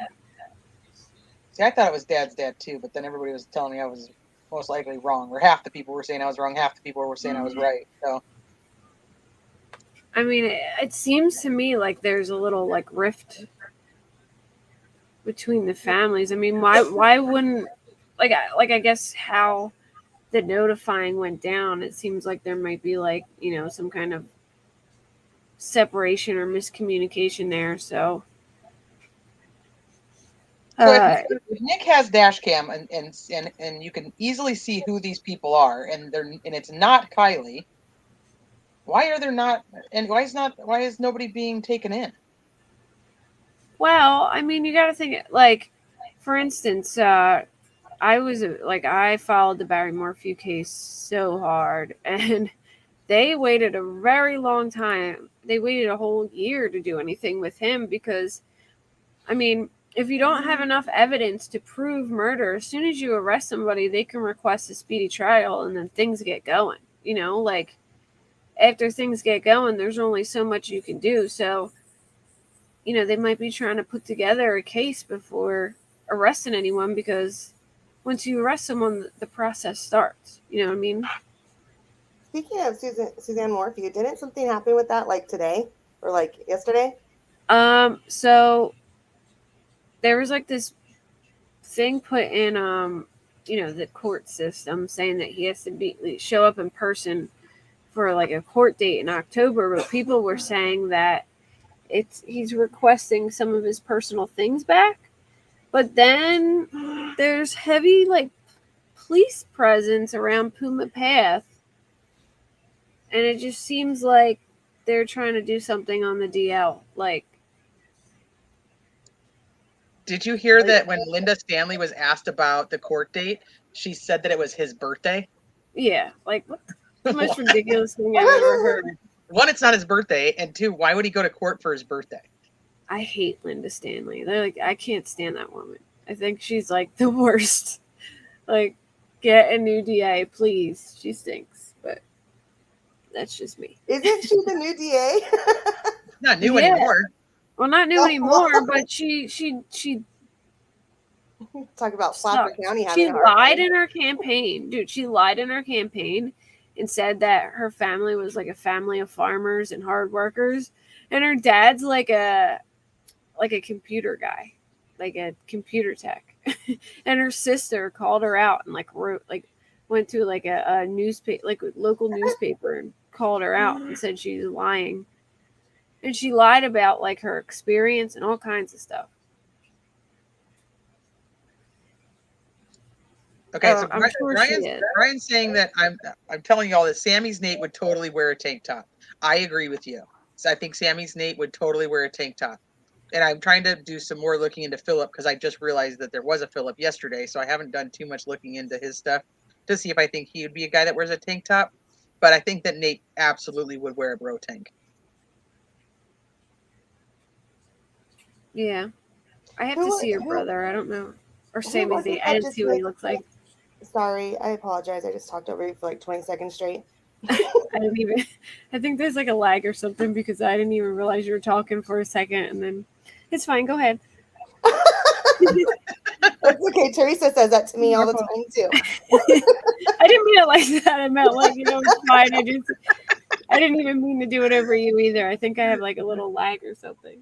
Teresa's going to use that one next. I know it's just a lag. I'm so sorry. It's a lag. Well, mine really does. Like sometimes when people talk, it'll be like, I don't know if it's like my computer, like if I talk a second later and not realize they're talking, but I swear there is sometimes.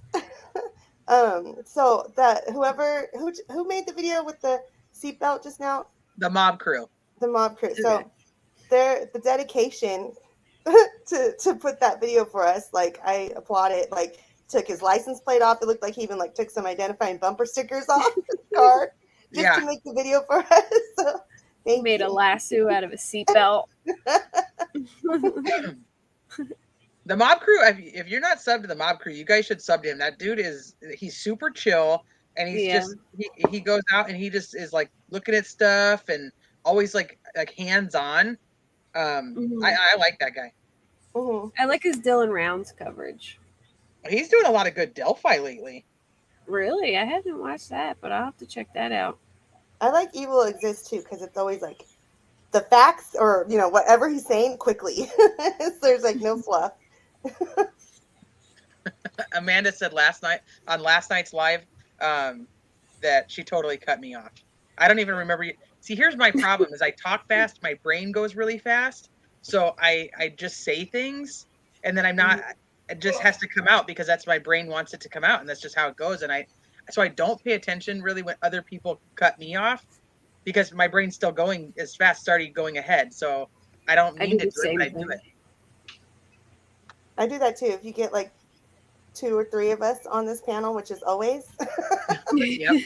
I wish that we had like the hand. I was just gonna say that, like how Spaces has it, where you can raise your hand to talk, so that we could not. It's kind of like double Dutch. You know what I mean? You gotta like jump in when you put your intention to talk and be quiet. Michelle always just sits back and she's like, "I'll just sit back. You guys got this. I'll just listen." Michelle's like, no, I don't even know how she deals with me and Christine half the time. She's the mediator, like that little short video we have, and she's just like, yeah, like, sure. Hey guys. See, there she is. How you okay. Love you. I wonder if they have questioned one. I wonder if they have questioned one. If they have any suspects. I wonder if they've questioned any. I don't know. They don't act like they're being questioned. You got Sammy, who's out partying, who I thought supposedly went to freaking Montana. And then you've got Jagger, who I don't even know. The rumor was the guy got a DUI like on the 24th, but something happened on the 30th. I don't know what's going on with him, but he posts every day with his, sadness. His sadness is like, what do you call it? Like reverberate. What do you call that? What is that word that I'm looking for? Like you can feel it. I don't know. I can't think of the word. I thought that about him too, that he seemed like genuinely just distressed and stuff. Like he's weird. His weird to me, And is he 18 or not? Jagger? I think Jagger's just an odd young guy who's like, doing his own thing, and he is very artistic to me. And if you look at his stuff, he is an artist. So to me, I think that that's how he is. Palpable, yes. Amanda S. Thank you. And Phoebe Beach, palpable, yes.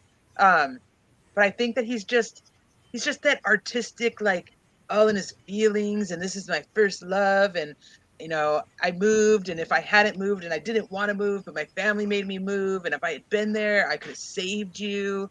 Like he's just all in his own feelings. I don't think he has anything to do with anything. He just doesn't have I think he's just a millennial. He very much is. I think he very much is. Why are Nate sus? I'm lost on who these 4 Nates are and why they are irrelevant. I missed this part. Okay, so there's 4 Nates. One Nate, Hembrick, is the one that dated Sammy for just a short time. That Jagger says did not date Sammy, but I don't think Jagger would know. So that's the one Nate. Then you have Nate Hurst, which is a bigger player in the situation because he's the one that was dating Sammy. Then you have Nate C, who's the one who's now under arrest for selling fentanyl disguised as Percocets. And now there's the 4th Nate, which I don't think has anything to do with anything. And the only reason I even found this guy was because of the footage of the interview with Jagger and Kate. There's a 3rd person there, another guy, and his friend Nate is possibly that guy. So he's Nate T, but I don't think he's actually involved in. I don't think he has anything to do with anything, but I don't know. It's possible he's got the damn hat, or he's got a hat with long hair that sticks out the sides, whatever. But I think they all do. And Marshall, I think that the reason that like Nate even got brought into the conversation is because one of those hearsay screenshots. Somebody said the name Nate in relation to everything, like the possible fights and stuff. Well, also the rumor started that Sammy, because Sammy said she left with a guy when she goes into all these weird details about how she was in this passenger seat and how she was this and how she was that, that she left with Nate. Yeah. I don't know if she actually left with Nate, but then so that started people digging into who the heck is Nate. See that her leaving her friend to go hook up with like a guy, and then you know what I mean. Maybe Kiely thought she was just like leaving temporarily with a guy and coming back, and that's why she called her and was like, "Hey, do you still need a ride home?" you know, like maybe it was like one of those things where like your girl goes off with a dude for a little bit. Yeah. And she was like, hey, I'm going to go ahead and go with, you know, XYZ. And she thinks she's telling her I'm going to get a ride home with them. But Kiely thinks like she's just going to go like hook up with them or whatever. So she's calling her. She's like, hey, do you still need a ride? Because I got to get out of here. I got to get home. But once again, I don't think she ever called her because why is Sammy stuck with the 1236 even after it was released that the phone was shut off at 1233? Yeah, that's weird. I mean, unless she got the number stuff wrong, but that is strange. Evil exists as a female? That's, man, that male voice really got me. Like the talkover track. Yeah. I gotta hop off, guys, though, but thank you so much for having me. Oh, anytime. Thank you so much for coming up here, even if you did cut off Christine every once in a while. No, it's fine. I apologize, Christine. I don't mean to. Nice to meet you. Very nice having you up here. I had a great time with you ladies. Just 3 voices coming at her in one shot. She's like, this is what we were just talking about. We're gonna have to hop off soon too, but yeah, I'm pretty much there too. Yeah, this is one of our longer ones, but I just can't stop talking about it. I don't know why. And everyone, thank you guys a lot because we don't have slow mode on or anything, right? On the chat. Nope. And besides, you know, the porn bots that they're just doing their job too. Porn bots are just doing their job. They're just doing their job. They're just trying to make their money. Yeah, they're on their hustle. It's good. But everybody's been legitimately on, you know, the same wavelength about. Yeah, no, it's been super chill. A few outliers, that's all right. Brian Hoffman, we like you. Come back. And we thank you guys for that. We do. Thank you for keeping this chat super cool, even though Slayer, you're welcome here. Touching just hanging out with us. Marshall, Kiely dated the first Nate Hembrick, but it was supposedly only for a short time, according to her friends. Yeah, and Doug was adamant that the tow truck dude is valid. He is, yeah, this is what I'm saying. Like, I know it sounds like kind of cheesy, but the way that they talk about this and the stuff that they know that we don't know, I just don't think they'd go this hard if they didn't really have something concrete that they were thinking. Yep, totally agree.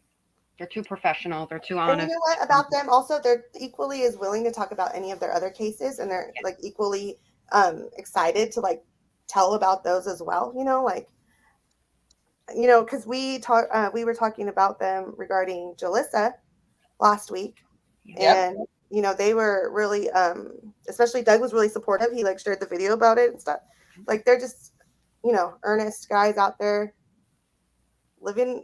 I mean, I said it last week. I'll say it again. Like they're living their best life and like helping people. And congrats to them for like, you know.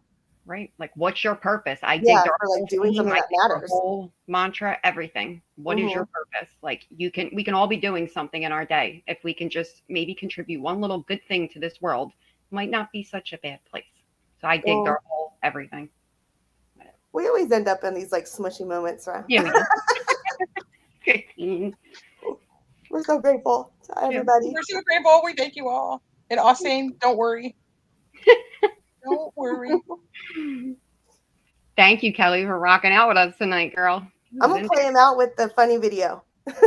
You are? Okay, do it. Do it. Thank you. Is and as I everyone tell you guys every time we're here, you know, I know that you guys have 100 other places that you guys could spend your evening, yet you choose to spend it here with us, and we appreciate it. I love it. Make sure that you guys come back the next time. Make sure you hit subscribe, turn the notifications on, and we'll see you on the next one. Thanks, y'all. What's up? What's up? What's up? There's no unpopular opinions here. Feel free to have whatever opinion that floats your boat. We don't agree on anything. Give me back the pants. When you say Scott Peterson guilty, then I will. If there's a dog that's loose, I am the person who's going to go get the dog. Oh God! And it's about the fact. See, told you I can't even do it when she's on here. I can't even do it when she's no, because I can't even get the point. She's like, oh. I'm sure this is gonna feel awkward now, but I don't care. Let's do it. Let's go. This is actually a good one. This is a good discussion because this does. I mean, how do you guys feel in chat? We all came together for true crime, and let's focus on helping anybody that we possibly can in any of these cases, or at least spreading awareness on them. Leave the drama behind. And just thank you guys. I appreciate it more than any of you know. I've had a long week.